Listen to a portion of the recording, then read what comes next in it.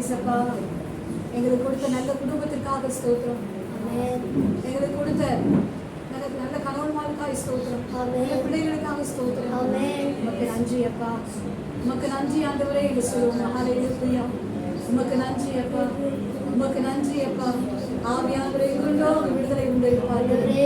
ஆவியானவரை கொண்டோ விடுதலை உண்டாயிருப்பார்கள். அபிஷேகத்தினாலே முகம் முறிந்து போகும் என்று பார்க்கிறோம். நன்றி ஆவியானவரே ஸ்தோத்திரிக்கிறோம் அப்பா. ஹல்லேலூயா. நன்றி அப்பா. நன்றி அப்பா. நன்றியோடு துதிக்கிறோம் சுவாமி. ஹல்லேலூயா. நன்றி ராஜா ஸ்தோத்திரிக்கிறோம். ஆசீர்வாதம்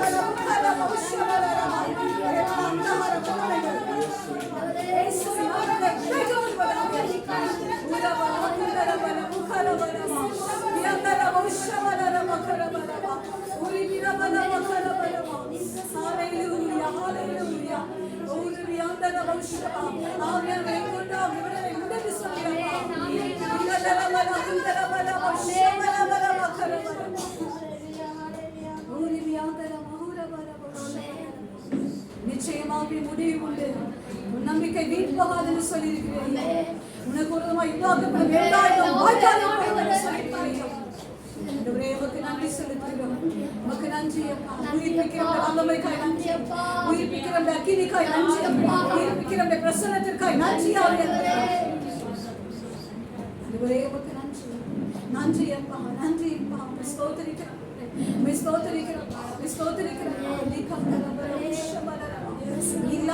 இருக்கிறவராய் அழைக்கிறது. இல்லாதவர்களை இருக்கிறவராய் அழைக்கிறது. இல்லாத காரியங்களை எங்களுக்காக உருவாக்குகிறது. எங்களுக்காக உருவாக்குகிறது. எதெல்லாம் முடியாது என்று சொல்லி, எதெல்லாம் நடக்காது என்று சொல்லி நினைத்திருக்கிறோமோ கர்த்தர் அதை உருவாக்க போகிறேன். எங்களுக்காக உருவாக்க போகிறேன். நான் கர்த்தர் மாறாதவர் என்று சொல்லியிருக்கிறேன். நான் கர்த்தர் மாறாதவர் என்று சொல்லியிருக்கிறேன். நான் கர்த்தர் மாறாதவர் என்று சொல்லியிருக்கிறேன். மாறாத தேவன், நீர் மாறாத தேவன், நீர் மாறாத தேவன். இந்த நாளில் எங்களை அர்ப்பணிக்கிறோம். எங்களோடு கூட பேசுவீராக, எங்களோடு கூட இடைபடுவீராக. மனாந்தரத்தை அதிரப்படி நம்முடைய வார்த்தை நொறுக்கப்பட்டு காயப்பட்டிருக்கிற எங்கள் இருதயங்களிலே கர்த்தாவே ஆறுதலான வார்த்தைகளை தரப்போதுக்காய் உமக்கு ஸ்தோத்திரம். அது 30, 60, 100 பலன் தரும்படியாக இந்த பேசுகிறோம். மகனை மறைத்து கர்த்தர் வெளிப்படுவீராக. இந்த சிந்தைகளை ஒரு மனம் உண்டாகும்படியாக சொல்லிக்கிறேன். இருதயங்களை ஒரு முகம் உண்டாகும்படியாக சொல்லிக்கிறேன். இயேசுவின் நாமத்தில் ஆண்டவரே இந்த இடத்தை பரிசுத்த ஆவியானவருடைய ஆளுகளை ஒப்புக் கொடுக்கிறோம் கர்த்தாவே. நிச்சயமாய் நீ ஆளுகை சொல்லி வெளியே காண்பி இயேசுவின் நாமத்தை சொல்லிக்கிறோம்.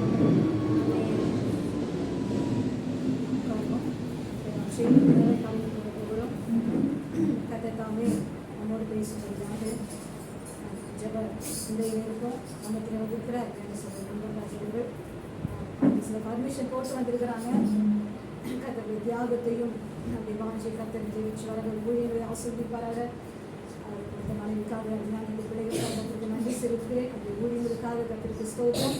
அவர் இருக்கிற பொசிஷனில் பார்க்கும்போது அவர் ஊழியம் செய்கிற அவசியமே கிடையாது. அவர் ஒரு ஊழியம் நடத்தி கொண்டிருக்கிறார். தனியாக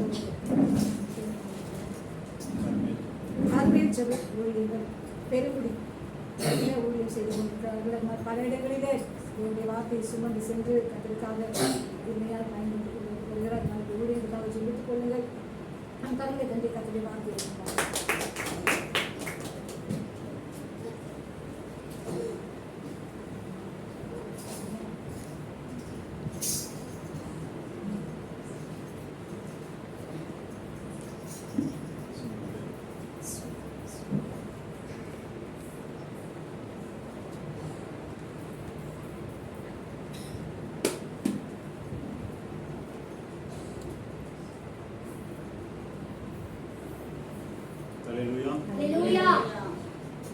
சந்தோஷமா இருக்கீங்களா? நாளில கூட உங்கள் மத்தியிலே வந்து என்னுடைய வார்த்தையை பகிர்ந்து கொள்ளும்படியாக கர்த்தர் பாராட்டின கிருபைக்காக நான் கர்த்தருக்கு நன்றி செலுத்துகிறேன். செய்திக்கு ஆரம்பமாக நம் தலைகளை தாழ்த்தி ஜெபம் செய்வோம். திருக்கரத்தால் தாங்கி என்னை திரு சித்தம் போல் நடத்திடுமே. குயவன் கையில் களிமண்ணான் அனுதினம் நீர் வணைந்திடுமே.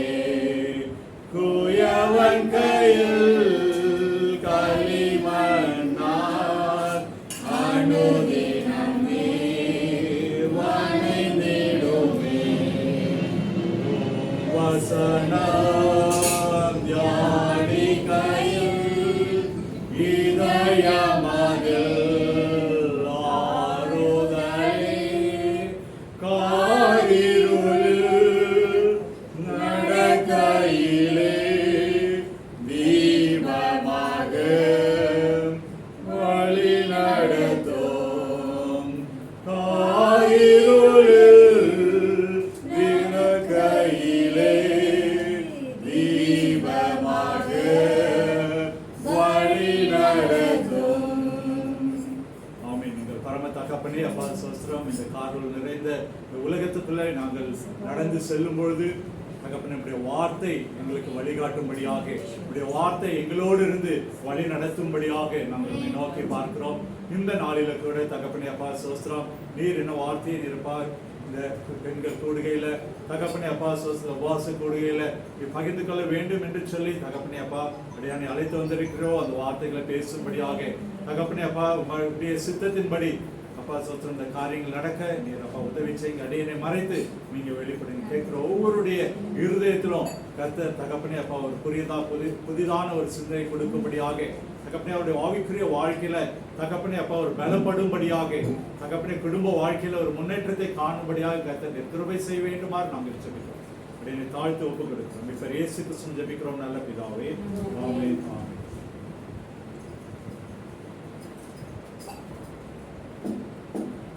ஒரு ஊரில் ஒரு குடும்பம், அந்த குடும்பத்தில் வந்து ஒரு பெண் இருந்தாங்களாம் இல்லையா. அந்த பெண் காலையிலேருந்து நைட் வரைக்கும் கண்டினியூஸாக வேலை இல்லையா. பெண்கள் எல்லாருக்குமே தெரியும் இல்லையா, வீட்டில் வேலை அப்படின்னு சொன்னால் காலையில் எழுந்து இரவு முடிகிற வரைக்கும் ஒரே வேலை இல்லையா. ஒவ்வொரு வேலையாக செஞ்சு கொண்டே இருக்கும். காலையில் எழுந்தோடனே வீட்டில் காஃபி போடுறதுலேருந்து பிள்ளைங்களை ஸ்கூலுக்கு அனுப்புறதுலேருந்து இப்படியாக அடுத்தடுத்து மேக வேலைகள் இல்லையா. இப்படியாக இருக்கும்போது அந்த குடும்பத்தில் இருக்கிற இல்லையா மற்ற நபர்கள் யாரும் அந்த பெண்ணை வந்து எதுவுமே கண்டுக்கவே இல்லையா. அவங்க பாட்டு வேலை செய்கிறாங்களே, இப்படி இருக்கிறாங்களே அப்படின்னு சொல்லி அவங்களுக்கு ஏதாவது தேவை இருக்கா, இல்லையா கஷ்டப்படுறாங்களா அப்படின்னு சொல்லி யாருமே அந்த பெண்ணை குறித்து கவலைப்படவே இல்லை. அந்த பெண்ணுக்கு ரொம்ப மனசில் ஒரு சோர்வு இல்லையா. இது ஏன் என்னுடைய வாழ்க்கை ஏன் இப்படியாக இருக்கிறது, யாருமே என்ன கண்டுகொள்ளவே இல்லையே, என் வாழ்க்கையில ஒரு அர்த்தம் இருக்கா, நான் வாழ்றதுல ஒரு பர்பஸ் இருக்கா அப்படின்னு சொல்லி அந்த அம்மாவுக்குள்ள ஒரு மனதில் ஒரு ஏக்கம் இருந்துட்டே இருந்துச்சு.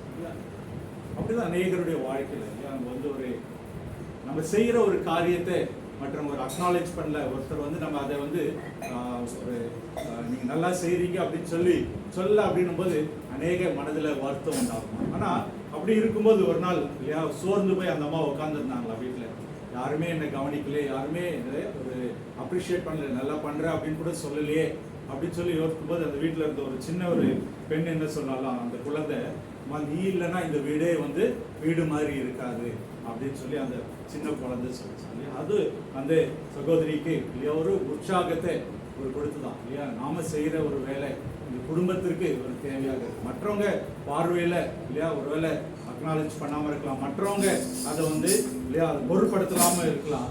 ஆனா நான் செய்யற வேலையினால் இந்த குடும்பமாக காணப்படுகிறது அப்படின்னு சொல்லி இல்லையா அந்த தாய் அந்த பெண் இல்லையா அவங்க நினைவு கூர்ந்தார்கள் இல்லையா, சந்தோஷப்பட்டாங்க அப்படின்னு சொல்லிட்டாங்க. இந்த நாளில இந்த பெண்கள் உபவாச கூடியில வந்திருக்கிற உங்களுடைய வாழ்க்கையில கூட ஒருவேளை அநேக நேரங்களில என்னுடைய வாழ்க்கைக்கு ஒரு பர்பஸ் இருக்கா, என்னுடைய வாழ்க்கை ஏன் இப்படி இருக்கு, என்னுடைய வாழ்க்கையில அநேக நேரங்களில நான் செய்கிறதற்கு இல்லையா ஒரு முகாந்திரம் இருக்கா, நான் செய்கிற காரியங்களை யாருமே அக்னாலேஜ் பண்ண மாட்டேன்றாங்களே, யாருமே அதை இல்லையா ஒரு பொருட்டாவே மதிக்க மாட்டேன்றாங்களே, நான் செய்யறதெல்லாம் சரிதானா அப்படின்னு சொல்லி ஒரு கேள்விக்குறி வாழ்க்கையில வந்தது. ஆனா கர்த்தர் இந்த நாளில இல்லையா நம்மை பார்த்து உங்களை பார்த்து சொல்லுகிற ஒரு காரியம் இல்லையா, நீங்கள் விலையேற பெற்றவர்கள், அல்லேலூயா, உங்களுடைய மதிப்பு பெரியது, நீங்கள் மதிப்பு மிக்கவர்கள் என்று சொல்லி கர்த்தர் இந்த நாளில உங்களோடு சொல்லிக்கொண்டார். ஒரு வைரம் சொல்லுவாங்கல்ல, டைமண்ட் அப்படின்னு சொல்லுவாங்க, அது பார்த்தீங்க அப்படின்னு சொன்னா அதை வெட்டி எடுக்கும் போது அது சாதாரண ஒரு கல்லை போலதான் இருக்கும். அது பட்டை தீட்டப்பட்டு அதை மெருகூட்டும் போது அதனுடைய உண்மையான வேல்யூ கிடைக்கும். அதே போல தங்கம் இல்லையா, தங்கத்தை எடுக்கும் போது இல்லையா அது மற்ற மண்ணோட சேர்ந்து தான் அது கிடைக்கும். அதை வந்து கிளீன் பண்ணி அதை வந்து இல்லையா அக்கினியில சுட்டு அது ஒரு ஆபரணமாக உருவாக்கும் போது தான் இல்லையா அதனுடைய மதிப்பு அதிகம். இந்த நாளில கர்த்தர் உங்களை பார்த்து சொல்கிறவர்கள் நீங்கள் மதிப்பு மிகுந்தவர்கள், மதிப்பு உள்ளவர்கள் என்று சொல்லி அந்த நாளில் கர்த்தருடைய வார்த்தை இந்த நாளில் நம்ம என்ன தலைப்புல தியானிக்க போகிறோம் அப்படின்னு சொன்னா, தேவனுடைய பார்வையில மதிப்புள்ள ஸ்திரீ, தேவனுடைய பார்வையில மதிப்புள்ள ஸ்திரீ. அந்த நாளில வேதாமத்திலிருந்து நமக்கு தெரிந்த சில காரியங்கள் தான், வேதாமத்திலிருந்து ஒரு 7 பெண்களை குறித்ததான காரியம் நம்ம அநேக முறை தியானித்து இருக்கிறது, அநேக முறை நம்ம சபையில இந்த வார்த்தைகளை கேட்டிருப்போம். இருந்தாலும் இல்லையா இந்த நாளில கர்த்தர் நம்மோடு பேச முடியாத ஒரு 7 பெண்களை குறித்து நம்ம இந்த நாளில் வேகமாக நம்ம தியானிக்க இருக்கிறோம். முதலாவதாக தேவனால் தெரிந்தெடுக்கப்பட்ட ஸ்திரீ, தேவனால் தெரிந்தெடுக்கப்பட்ட ஸ்திரீ யார் என்று சொல்லி பார்த்தீங்கன்னா மரியாள், இயேசு கிறிஸ்துவினுடைய தாயார் இல்லையா. அவங்க ஒரு சாதாரண ஒரு பெண்ணாக தான் இருந்தாங்க இந்த உலகத்துல. அவர்களுக்கு என்ற ஒரு இல்லையா ஒரு எந்த ஒரு முன் அடையாளமும் கிடையாது. அவங்க ஒரு சாதாரண வீட்டு பெண்ணாக தான் இருந்தாங்க, சாதாரணமாக இருந்தாங்க. அவங்களுக்கும் ஒரு திருமண வயது வந்த பிறகு அவங்களுக்கு ஒரு நிச்சயம் நடக்கப்படுகிறது, திருமணம் நடக்க போகிறது அப்படின்னு சொல்லி ஒரு சாதாரண ஒரு குடும்ப பெண்ணாக தான் அவங்க வாழ்ந்து கொண்டிருந்தாங்க. ஆனால் என்ன நடந்தது அப்படின்னு சொல்லி பார்த்தீங்க அப்படின்னு சொன்னால், தேவன் அவர்களை ஒரு பெரிய நோக்கத்திற்காக முன்குறித்திருக்கிறார். அல்லேலூயா. ஒருவேளை இந்த நாளில நீங்கள் நினைத்து கொண்டிருக்கலாம், நான் சாதாரணமாக தான் இருக்கிறேன், நான் சாதாரணமாக தான் வாழ்ந்து கொண்டிருக்கிறேன், ஏதோ என்னால் முடிஞ்ச ஊழியத்தை செஞ்சு கொண்டிருக்கிறேன், இல்லைன்னா என்னால் முடிந்த காரியங்களை நான் செஞ்சு கொண்டிருக்கிறேன், என் குடும்பத்துக்காக ஓடிக்கொண்டிருக்கிறேன் அப்படின்னு சொல்லி நீங்க நினைச்சு கொண்டிருக்கலாம். ஆனால் கர்த்தர் உங்களை முன்குறித்திருக்கிறார். அல்லேலூயா. உங்களை தெரிந்தெடுத்திருக்கிறார். எப்படி மரியாதை இயேசு கிறிஸ்துவுடைய தாயாக அவர் முன்குறித்திருந்தாரோ அதே போல ஒவ்வொருவரையும் அவர் முன்குறித்திருக்கிறார் என்று சொல்லி பார்க்கிறோம். லூக்கா 1 அதிகாரம் 28வது வசனத்தை நீங்க பாருங்க, வாசிப்போம். லூக்கா 1 அதிகாரம் 28வது வசனத்தை நம்ம பார்த்தோம் அப்படின்னு சொன்னா, அவள் இருந்த வீட்டில் தேவதூதன் பிரவேசித்து, கிருபை பெற்றவளே வாழ்க, கர்த்தர் உன்னோடு இருக்கிறார், ஸ்திரீகளுக்குள்ளே நீ ஆசீர்வதிக்கப்பட்டவள் என்றார். அல்லேலூயா. கர்த்தர் முன்குறித்திருக்கிறார் இல்லையா. இங்க ஒரு காரியம் சொல்லுவாங்க இல்லையா, அந்த மேசியா கன்னியின் வயிற்றில பிறப்பார் அப்படின்னு சொல்லி அந்த காலத்துல ஒரு நம்பிக்கை உண்டு. அந்த காலத்துல கன்னியின் வயிற்றில பிறப்பார் அப்படின்னு சொல்லி ஒரு நம்பிக்கை. அதனால அநேக ராஜ ஸ்திரீகள், அநேக ராஜ குடும்பத்துல, பணக்கார குடும்பத்துல பிறந்த அநேக பெண்கள் திருமணம் ஆகாதபடி, திருமணம் செய்யாதபடி மேசியா என்னுடைய வயிற்றில பிறக்க வேண்டும் என்று சொல்லி காத்திருந்த காலம் இல்லையா. அப்படியாக இருக்கும்போது தேவன் மரியாதை, சாதாரண வீட்டில் இருக்கிற ஒரு மரியாதை அவர் தேர்ந்தெடுத்தார். எப்படியா, கிருபை பெற்றவளே வாழ்க, கர்த்தர் உன்னோட இருக்கிறார், ஸ்திரீகளுக்குள்ளே நீ ஆசீர்வதிக்கப்பட்டவள். ஒருவேளை இந்த நாளில நான் சாதாரணமான நிலைமையில தான் இருக்கிறேன் அப்படின்னு சொல்லி யோசிக்க தோணி கொண்டிருக்கிறதா, கர்த்தர் உங்களை தேர்ந்தெடுத்திருக்கிறார். உங்களை ஒரு நோக்கத்தோடு அவர் அழைத்திருக்கிறார் இல்லையா. உங்களுடைய அழைப்புல ஒரு நோக்கம் உண்டு. கர்த்தராலே நீங்கள் தெரிந்தெடுக்கப்பட்டவர்களாக இந்த நாளிலே காணப்படுகிறீர்கள். தேவனால் தெரிந்தெடுக்கப்பட்ட ஒவ்வொருவருடைய வாழ்க்கையிலும் அவர் அற்புதங்களை செய்ய வல்லவராக இருக்கிறார். எரேமியா 1 அதிகாரம் 5வது வசனம் நமக்கு தெரிந்த ஒரு வசனம். எரேமியா 1 அதிகாரம் 5வது வசனம் வாசிப்போம். நம்மை தாயின் கருவிலே அவர் நம்ம என்ன பண்ணியிருக்கிறார், தெரிந்தெடுத்திருக்கிறார் இல்லையா. வாசிப்போம். நான் உன்னை தாயின் வயிற்றில் உருவாகும் முன்னே உன்னை அறிந்தேன், நீ கர்ப்பத்திலிருந்து வெளிப்படும் முன்னே நான் உன்னை பரிசுத்தம் பண்ணி உன்னை ஜாதிகளுக்கு தீர்க்கதரிசியாக கட்டளையிட்டேன் என்று சொன்னார். அல்லேலூயா. இந்த நாளில நீங்க பாத்தீங்க அப்படின்னு சொன்னா, எந்த ஒரு சூழ்நிலையிலும் எந்த ஒரு நேரத்திலும் நாம தனிமைப்படுத்தப்பட்டவர்களோ கைவிடப்பட்டவர்களோ இல்லை. நம்மை கர்த்தர் தெரிந்தெடுத்திருக்கிறார், முன்குறித்திருக்கிறார். நம்மை தாயின் கருவிலே அவர் இல்லையா, நம்ம உருவாவதற்கு முன்பாகவே அவர் நம்மை அறிந்திருக்கிறார், தெரிந்தெடுத்திருக்கிறார். அப்போ நம்முடைய வாழ்க்கையில ஒரு நோக்கம் உண்டு. இந்த இடத்துல நம்ம இருக்கிறோம் அப்படின்னு சொன்னோம்னாலே கர்த்தர் நம்ம ஏதோ ஒரு பர்பஸுக்காக, ஏதோ ஒரு நோக்கத்திற்காக அழைத்து வந்திருக்கிறார். நம்ம தேவனால் தெரிந்தெடுக்கப்பட்ட ஜனமாக இருக்கிறோம். நம்ம தேவனால் தெரிந்தெடுக்கப்பட்ட ஜனமாக இருக்கிறோம். ஒருவேளை உலகத்தார் கண்ணுக்கு முன்பாக நம்ம ஒரு மதிப்பற்றவர்களாக காணப்படலாம். உலகத்தாருக்கு முன்பாக நம்ம ஒரு பொருட்படுத்தப்படாத ஒரு மக்களாக மற்றவர்கள் நினைத்து கொண்டிருக்கலாம். ஆனால் நான் உன்னுடைய தாயின் வயிற்றில் உருவாகுவதற்கு முன்பாக என்னை தெரிந்தெடுத்தேன் என்று சொல்லி நம்மை முன்குறித்து இருக்கிறார். அதனால நம்முடைய வாழ்க்கைக்கு ஒரு நோக்கம் உண்டு. கர்த்தர் நம்மை ஒரு மதிப்புள்ளவர்களாக, தேவனால் தெரிந்தெடுக்கப்பட்ட ஒரு பெண்ணாக, ஸ்திரீயாக இந்த நாளில உங்கள் ஒவ்வொருவரையும் அவர் வைத்திருக்கிறார். அதனால எந்த ஒரு சூழ்நிலையிலும் என்னுடைய வாழ்க்கையினுடைய பர்பஸ் என்ன, என்னுடைய வாழ்க்கையில நோக்கம் என்ன என்று சொல்லி எந்த நேரத்திலும் ஒரு கேள்விக்குரியோ சந்தேகமே வரக்கூடாது. அப்படியான ஒரு சூழ்நிலை வரும்பொழுது கர்த்தருடைய வார்த்தை நம்மோடு பேசிக் கொண்டிருக்கிறது. நான் உன்னை தாயின் கருவில உருவாகும் முன்னே உன்னை தெரிந்தெடுத்தேன். என்னுடைய வாழ்க்கையில கர்த்தர் என்னை தெரிந்தெடுத்திருக்கிறார். என்னுடைய வாழ்க்கையில ஒரு பர்பஸ் இருக்கு. அந்த பர்பஸை கர்த்தர் நிச்சயமாகவே அந்த நோக்கத்தை அவர் நிறைவேற்ற அவர் வல்லவராய் இருக்கிறார் என்று சொல்லி நாம் அவருக்கு ஒப்பு கொடுக்கிறவர்களாக காணணும். அப்படியாக நம்ம ஒப்பு கொடுக்கும் பொழுது கர்த்தர் நம்முடைய வாழ்க்கையில இன்னுமாக பெரிய காரியங்கள் செய்வார். எந்த நாளில நீங்கள் ஒவ்வொருவரும் தேவனால் தெரியும். எப்படி மரியாள் முன்குறிக்கப்பட்டிருந்தாலோ, எப்படி கர்த்தருடைய இயேசு கிறிஸ்துவுடைய வாழ்க்கையில பிறக்க வேண்டும், வர வேண்டும் என்று சொல்லி கர்த்தரால் முன்குறிக்கப்பட்டிருந்ததோ, அப்படியாக இங்க இருக்கிற ஒவ்வொருடைய வாழ்க்கையில கர்த்தருடைய திட்டம் நிறைவேறும்படியாக, கர்த்தருடைய வார்த்தை நிறைவேறும்படியாக உங்கள் ஒவ்வொருவரையும் கர்த்தர் தெரிந்தெடுத்திருக்கிறார் என்று சொன்னால் அது மிகையாக. அல்லேலூயா. இரண்டாவதாக வேதாகமத்துல முக்கியமான கேரக்டர் என்று சொல்லலாம், முக்கியமான ஒரு காரியம் இல்லையா, எஸ்தர் என்ற இல்லையா ராஜாத்தி குறித்தான ஒரு காரியம். எஸ்தரை குறித்து இல்லையா நம்ம அநேக முறை தியானித்திருப்போம். எஸ்தர் ராஜாத்தி இல்லையா, அவங்க வாழ்க்கையில அவங்க பார்த்தீங்கன்னா எஸ்தர் யார் என்று சொல்லி பார்த்தீங்க அப்படின்னு சொன்னா, அவர்கள் தாய் தகப்பனற்ற ஒரு பெண்ணாக அந்த இடத்துல இருந்தாங்க. யாருமே இல்லை, அவங்களுக்கு உதவி செய்ய யாருமே இல்லை இல்லையா. அப்படியாக இருந்த ஒரு தருணத்துல இல்லையா அவருடைய வாழ்க்கையில ஒரு மாற்றம் உண்டானது. அந்த மாற்றம் எப்படிப்பட்ட ஒரு மாற்றம்? ஒரு சாதாரண ஒரு மாற்றமா இல்ல. அங்க ராஜாவினுடைய அரண்மனையிலே ராஜாவுக்கு அடுத்ததாக ராணியாக மாறும் அளவிற்கு கர்த்தர் அவர்களை இல்லையா உயர்த்தினார். அப்போ ஒருவேளை இந்த நாளில ஒருவேளை நீங்க நினைச்சுக்கலாம், நான் ஒரு கைவிடப்பட்ட சூழ்நிலையில இருக்கிறேன், எனக்கு மதிப்பற்ற ஒரு சூழ்நிலை இருக்கு அப்படின்னு சொல்லி. ஆனால் கர்த்தர் குறித்த நாள் வரும்பொழுது உங்களை உயர்த்த அவர் வல்லவராய் இருக்கிறார். ஒரு மதிப்புள்ள ஸ்நானத்துல மதிப்புள்ள ஒரு இடத்துல கர்த்தர் கொண்டு போய் வைக்க அவர் வல்லமை உள்ளவராய் இருக்கிறார். மதிப்புள்ள ஸ்திரீயாக எஸ்தர் அந்த நாளில காணப்பட்டார். அப்படியாக மதிப்புள்ள ஸ்திரீயாக நம்முடைய வாழ்க்கையில கர்த்தர் ஒவ்வொருவரையும் அவர் உயர்த்த வல்லவராய் இருக்கிறார். வாசிப்போம் எஸ்தர் 4:11. எஸ்தர் 4:11 வாசிப்போம். யாராவது அழைக்கப்படாமல் உள்முற்றத்தில் ராஜாவிடத்தில் பிரவேசித்தால் புருஷனானாலும் ஸ்திரீயானாலும் சரி, அவர்கள் பிழைக்கும்படிக்கு அவர்களுக்கு ராஜா பெற்றும் செங்கோலை நீட்டினருடைய மற்றபடி சாக வேண்டாம் என்கிற ஒரு தவறாக சட்டம் உண்டு. இது ராஜாவின் சகல ஊழியக்காரருக்கும் ராஜாவினுடைய நாடுகளில் உள்ள சகல ஜனங்களுக்கும் தெரியும். நான் இந்த 30 நாளளவும் ராஜாவினிடத்தில் வரவழைக்கப்படவில்லை என்று சொன்னாள். அடுத்த வசனம் பாருங்க. நீ இந்த நேரத்தில் மௌனமா இருந்தால் அந்த வசனம் படிங்க. நீ இந்த காலத்திலே மௌனமாய் இருந்தால் யூதருக்கு சகாயமும் ரட்சிப்பும். என்ன வசனம் நம்பர் 14.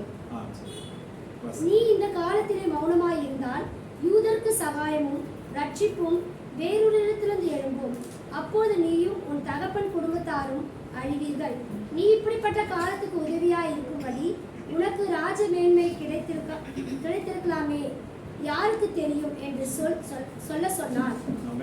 இந்த இடத்துல பாத்தீங்க அப்படின்னா மதிப்புள்ள ஸ்திரீ இல்லையா. ஒருவேளை கர்த்தர் நம்முடைய வாழ்க்கையில வைத்திருக்கிற பர்பஸ் அதை நீங்க அறிந்து கொள்ள வேண்டும் இல்லையா. ஒருவேளை கர்த்தர் நம்மை ஒரு ஸ்தானத்திலே வைத்திருக்கிறார், ஒரு இடத்துல வைத்திருக்கிறார், ஒரு நோக்கத்தோடு வைத்திருக்கிறார் அப்படின்னு சொன்னா அந்த இடத்துல இருந்து நம்மால் முடிந்த காரியங்களை நம்ம செய்கிறவர்களாக காணப்படும். அநேக நேரங்களில் பிரச்சனைகள் போராட்டங்கள் வரும்பொழுது அநேக நேரங்களில் நம்ம அதை தட்டி கழிக்கிறவர்களாக, இது என்னால் முடியாது என்று சொல்லி கடந்து போகிறவர்களாக நம்ம காணப்படுகிறோம். இதனால கர்த்தர் மதிப்புள்ள ஸ்திரீ என்று உங்களை அழைக்க வேண்டும், அந்த ஸ்தானத்தில் உங்களை வைத்திருக்கிறார் என்று சொன்னால், ஒருவேளை ராஜ ஸ்தானத்தில் அந்த ராணியாக அந்த இடத்துல எஸ்தர் ராஜாத்தி அந்த இடத்துல இருக்கிறாங்க அப்படின்னு சொன்னா அவர்களுக்கு ஒரு நோக்கத்தை வைத்திருக்கிறார். யூத ஜனங்களுக்கு ஒரு விடுதலை கொடுக்க வேண்டும், யூத ஜனத்துக்கு ஒரு அழிவு உண்டாக போகிறது, அவர்களை மீட்டெடுக்க வேண்டும் என்று சொல்லி கர்த்தர் அவர்களை முன்குறித்து அந்த இடத்துல கொண்டு போய் வைத்திருக்கிறார். ஒருவேளை நீங்க வேலை செய்கிற ஸ்தலமா இருக்கலாம், ஒருவேளை நீங்க வசிக்கிற ஸ்தலமாக இருக்கலாம், நீங்க எங்க ஒரு இடத்துல கர்த்தர் உங்களை வைத்திருக்கிறாரோ அந்த இடத்துல உங்களை கொண்டு ஒரு ரட்சிப்பையும் ஒரு மீட்பையும் கர்த்தர் கட்டளையிட வல்லவராக. அல்லேலூயா. அதற்காக தான் நீங்க பிரித்தெடுக்கப்பட்டிருக்கு, அதற்காக தான் இந்த மேன்மை கொடுக்கப்பட்டிருக்கு, அதற்காக தான் இந்த உயர்வு கர்த்தர் உங்களுக்கு கொடுத்திருக்கிறார். ஒருவேளை நான் நினைச்சு கொண்டு இருக்கலாம், ஒருவேளை நான் ஏன் இந்த இடத்துல இருக்கிறேன் இல்லையா, ஏன் எனக்காக இந்த இடம் கொடுக்கப்பட்டு இருக்கு அப்படின்னு சொல்லி. அப்படி ஆனா கர்த்தர் ஒரு நோக்கத்தை வைத்திருக்கிறார். அதனால வாய்ப்பு கிடைக்கும் போது அந்த வாய்ப்புகளை பயன்படுத்திக் கொள்கிறவர்களாக இருக்கிறாங்க. ஒருவேளை யாரோ சொல்லலாம், எனக்காக ஜெபம் பண்ணுங்க, நான் இந்த ஒரு கஷ்டத்துல இருக்கேன் அப்படின்னு சொல்லலாம். ஆனா அந்த நேரத்துல இல்லையா நம்ம கவனம் இல்லாதபடி விட்டு விடாதபடி அவர்களுக்காக பிரயாசப்பட்டு ஜெபிக்கிறவர்களாக, அவர்களுக்காக ஆலோசனை சொல்லுகிறவர்களாக அப்படியாக நம்ம காணப்பட வேண்டும். அப்படி செய்யவில்லை என்று சொன்னால் கர்த்தர் நமக்கு கொடுத்திருக்கிற மேன்மை, ஒரு மதிப்பு, உயர்ந்த ஸ்தானம், அதை நம்ம உதாசீனப்படுத்துகிறவர்களாக காணும். அநேக நேரங்களில் அது நம்ம விழுந்த கடமையாக நினைக்கிறது இல்லையா. நம்ம நிறைய நாள் பார்த்தோம் அப்படின்னு சொன்னா நம்ம பிரயாணமாக போய் கொண்டு இருப்போம், ஒருவேளை பஸ்ல போகலாம், ட்ரெயின்ல போகலாம், இல்லை நம்ம வீட்டில் இருக்கும்போது பக்கத்து வீட்டில் இருக்கிறவங்க பேசுவாங்க. அப்படி பேசும்போது சில காரியங்களை நம்மளோடு பகிர்ந்து கொள்வாங்க இல்லையா. யாருன்னே தெரியாது, ஆனால் சொல்லுவாங்க, இப்படியாக எங்கள் வீட்டில் ஒரு பிரச்சனை இருக்கு, கணவன் குடியாரராக இருக்கிறாரு, எங்கள் பிள்ளைங்க இப்படியாக வாழ்ந்து கொண்டு இருக்கிறாங்க இல்லையா, ஒருவேளை என்னுடைய சரீரத்தில் எப்படியான ஒரு பிரச்சனை இருக்கு அப்படின்னு சொல்லி ஏதாவது ஒரு காரியத்தை நம்ம கூட பகிர்ந்து கொள்வாங்க.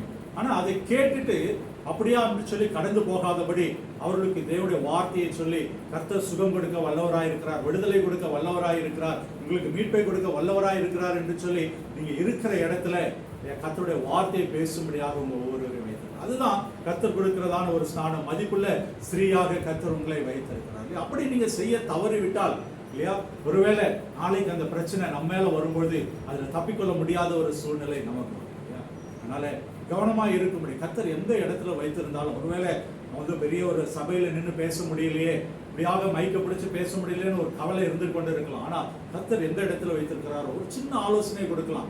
வேதத்திலிருந்து ஒரு வசனத்தை சொல்லி இல்லையா நீங்க சின்ன ஒரு ஆலோசனை கொடுக்கலாம். ஆனா கர்த்தர் அந்த இடத்துல கிரியை செய்கிறவராக இருக்கிறார். நம்முடைய காரியம் விதைக்க வேண்டியதுதான். நம்ம விதைக்கும் போது அதை விளைய செய்கிறவர் கர்த்தராக இருக்கிறார். அல்லேலூயா.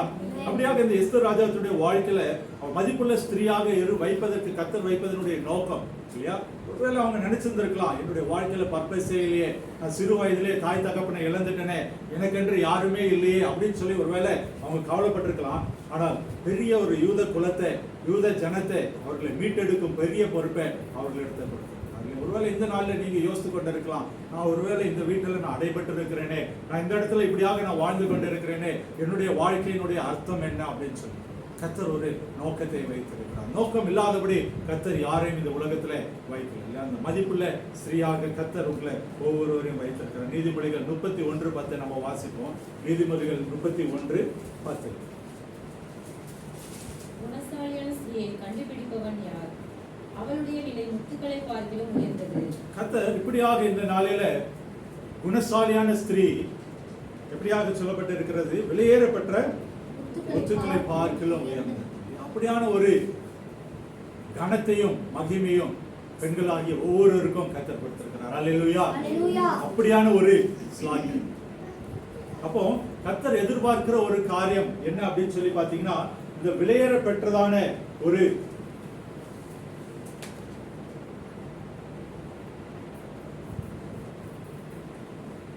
முத்துக்களை பார்க்கலாம் இல்லையா, அவர் விலையேற பெற்றவர்கள் என்று சொல்லப்பட்டு இருக்கிறது. அப்போ அந்த குணசாலியான ஸ்திரீ என்று சொல்லி பார்க்கிறோம். அப்போ அந்த கேரக்டர் இல்லையா, குணநலன்கள் வாழ்க்கையில ரொம்ப முக்கியமானதாக காணப்படுது. நம்முடைய மதிப்பை உயர வேண்டும் என்று சொன்னால் நம்முடைய குணநலன்கள் நல்லதாக காணப்படுது. அப்பதான் மதிப்புள்ள ஸ்திரீ என்பதற்குரிய அடையாளம் அந்த இடத்துல காணப்படுது. எப்படி ஒரு வைரம் எவ்வளவுக்கு எவ்வளவு பட்டை தீட்டப்படுகிறதோ அதனுடைய ஜொலிக்கும் தன்மை அதிகரிக்கிறது.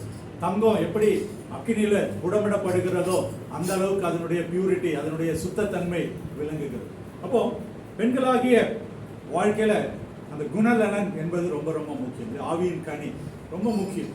பொறுமை வேணும் இல்லையா, அன்பு செலுத்த வேண்டும், விட்டு கொடுக்கிற மனம், நீடிய பொறுமை தேவை. அப்படியான குணநலன்களை நம்ம பெருகவில்லை அப்படின்னு சொன்னா ஒருவேளை நம்முடைய மதிப்பை நாம் இழக்கிறவர்களாக காணும். ஒருவேளை நம்முடைய குடும்பத்தில் இருக்கிறவங்களை நம்ம மதிக்க வேண்டும் என்று சொன்னால், நம்ம குடும்பத்தில் இருக்கிறவங்களை நம்மளை கனப்படுத்த வேண்டும் என்று சொன்னால் நிச்சயமாகவே நம்முடைய மதிப்பை நாம் மெருகூற்றுகிறவர்களாக காணப்படும். நம்ம மதிப்பை எப்படி மெருகூற்ற முடியும் இல்லையா, ஆவியின் கனி நம்மிடத்துல காணப்பட வேண்டும். அதை நாம் பெற்றுக்கொள்கிறவர்களாக நாம இந்த நாளில காணப்படும்படியாக கர்த்தர் நம்மை அழைக்கிறார். அடுத்தபடியாக மூன்றாவதாக கர்த்தர் நம்மிடத்துல பேசுகிறதான ஒரு காரியம்,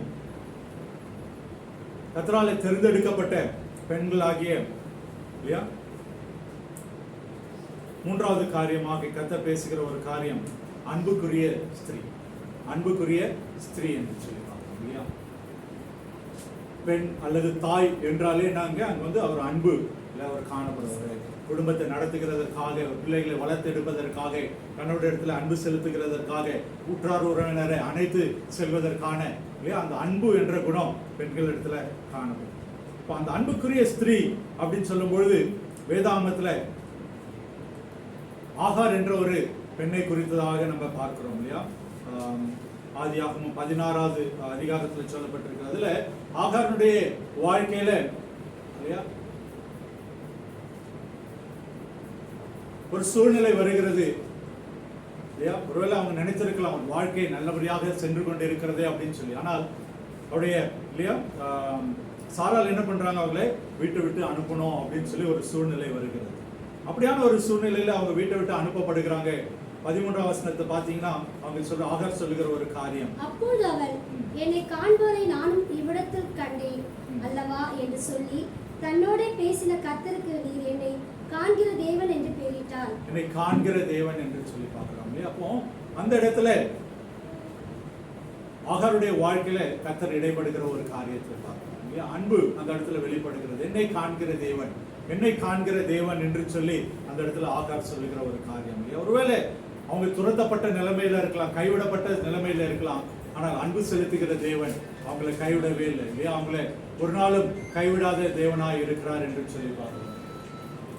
அப்போ இந்த நாளில இல்லையா, ஒருவேளை நம்ம நினைத்து கொண்டு இருக்கலாம், எனக்கென்று யாருமே இல்லையே, எனக்கென்று யாருமே அன்பு செலுத்த யாருமே இல்லையே அப்படின்னு சொல்லலாம். ஆனா கர்த்தர் இல்லையா ஒவ்வொருவரையும் ஒவ்வொரு மேலும் அவர் கண்ணோக்கமாய் இருக்கிற தேவனாய் இருக்கிறார். அல்லேலூயா. அவர் ஒவ்வொரு மேலையும் கண்ணோக்கமாய் இருக்கிற தேவனாய் இருக்கிறார். ஒருவேளை நினைத்து கொண்டு இருக்கலாம், நான் இவ்வளவு கஷ்டப்பட்டு இருக்கிறேனே, புறம்பாக தள்ளப்பட்டு இருக்கிறேனே, கைவிடப்பட்ட சூழ்நிலையில இருக்கிறேனே, எனக்கென்று யாருமே இல்லையே என்று சொல்லி.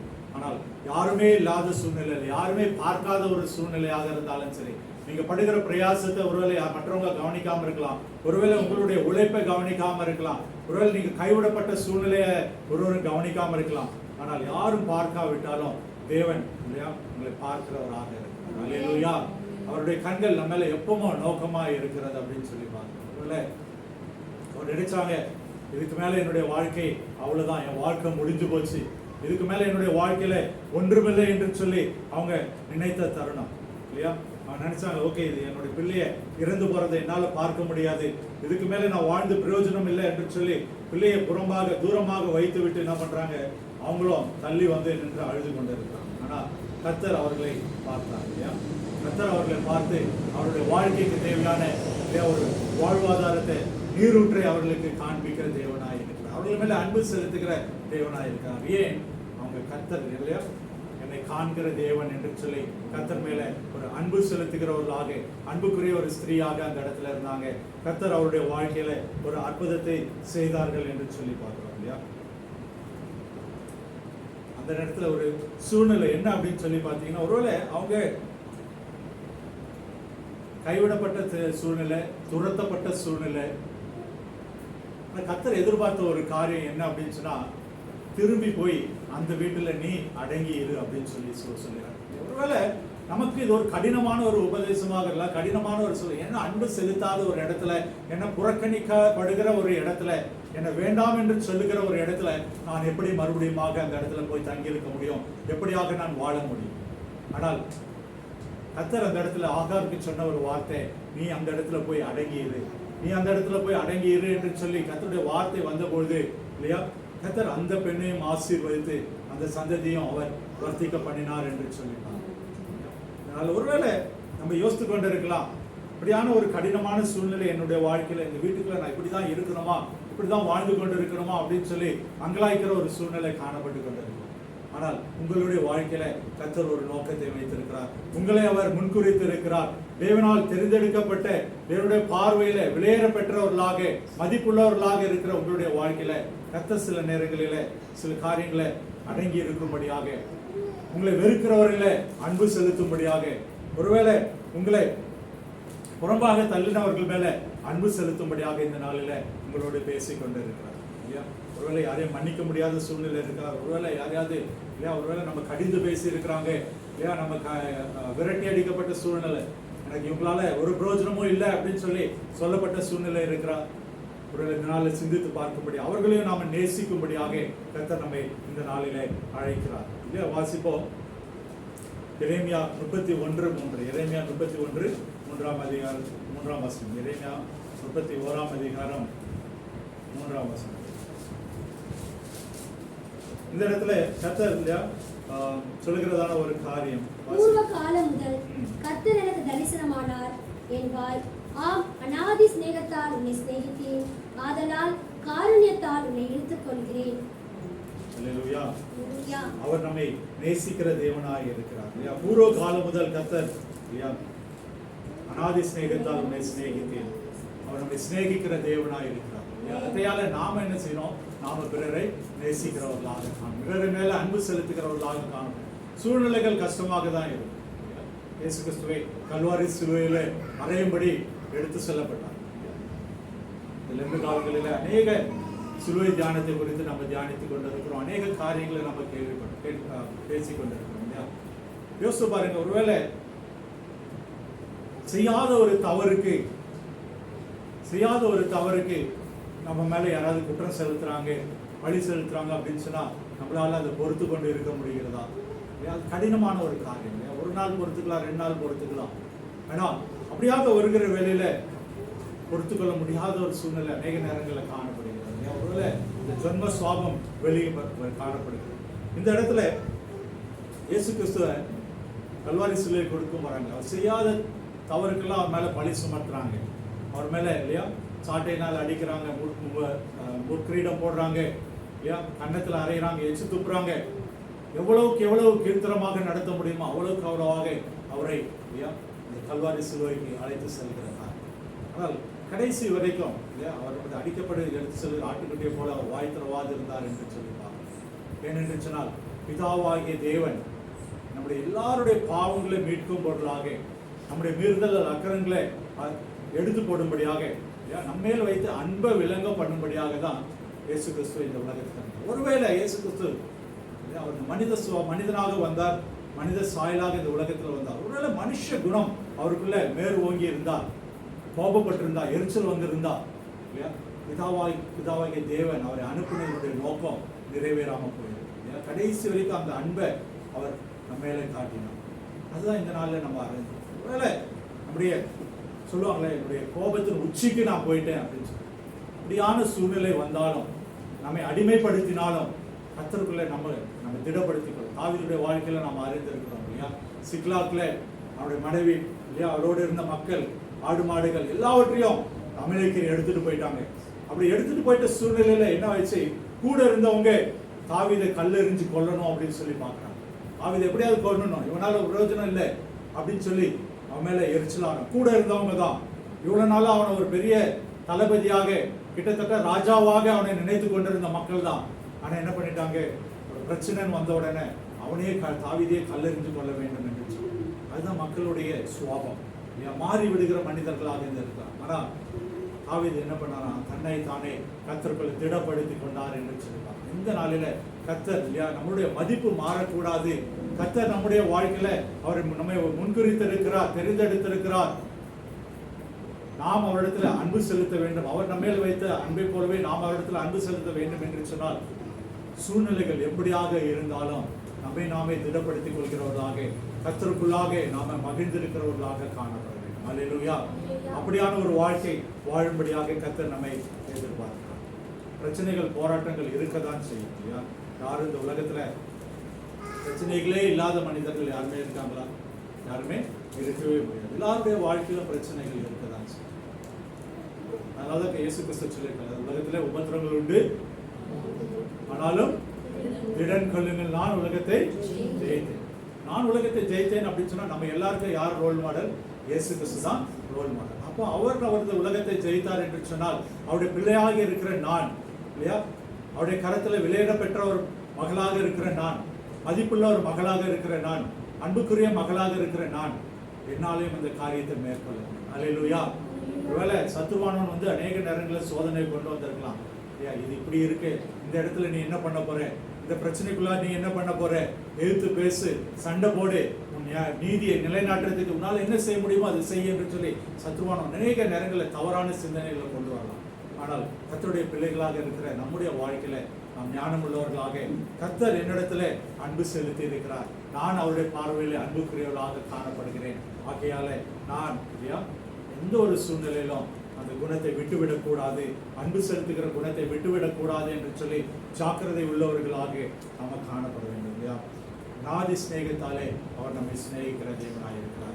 அப்படியான ஒரு சிநேகத்தோடு, அப்படியான ஒரு அன்பு கூறுதலோடு நாம் மற்றவர்களை சிநேகிக்கும்படியாக, மற்றவர்களோடு இணைந்து வாழும்படியாக கர்த்தர் இந்த நாளில் அவர் நம்மை அழைக்கிறார். அல்லேலூயா.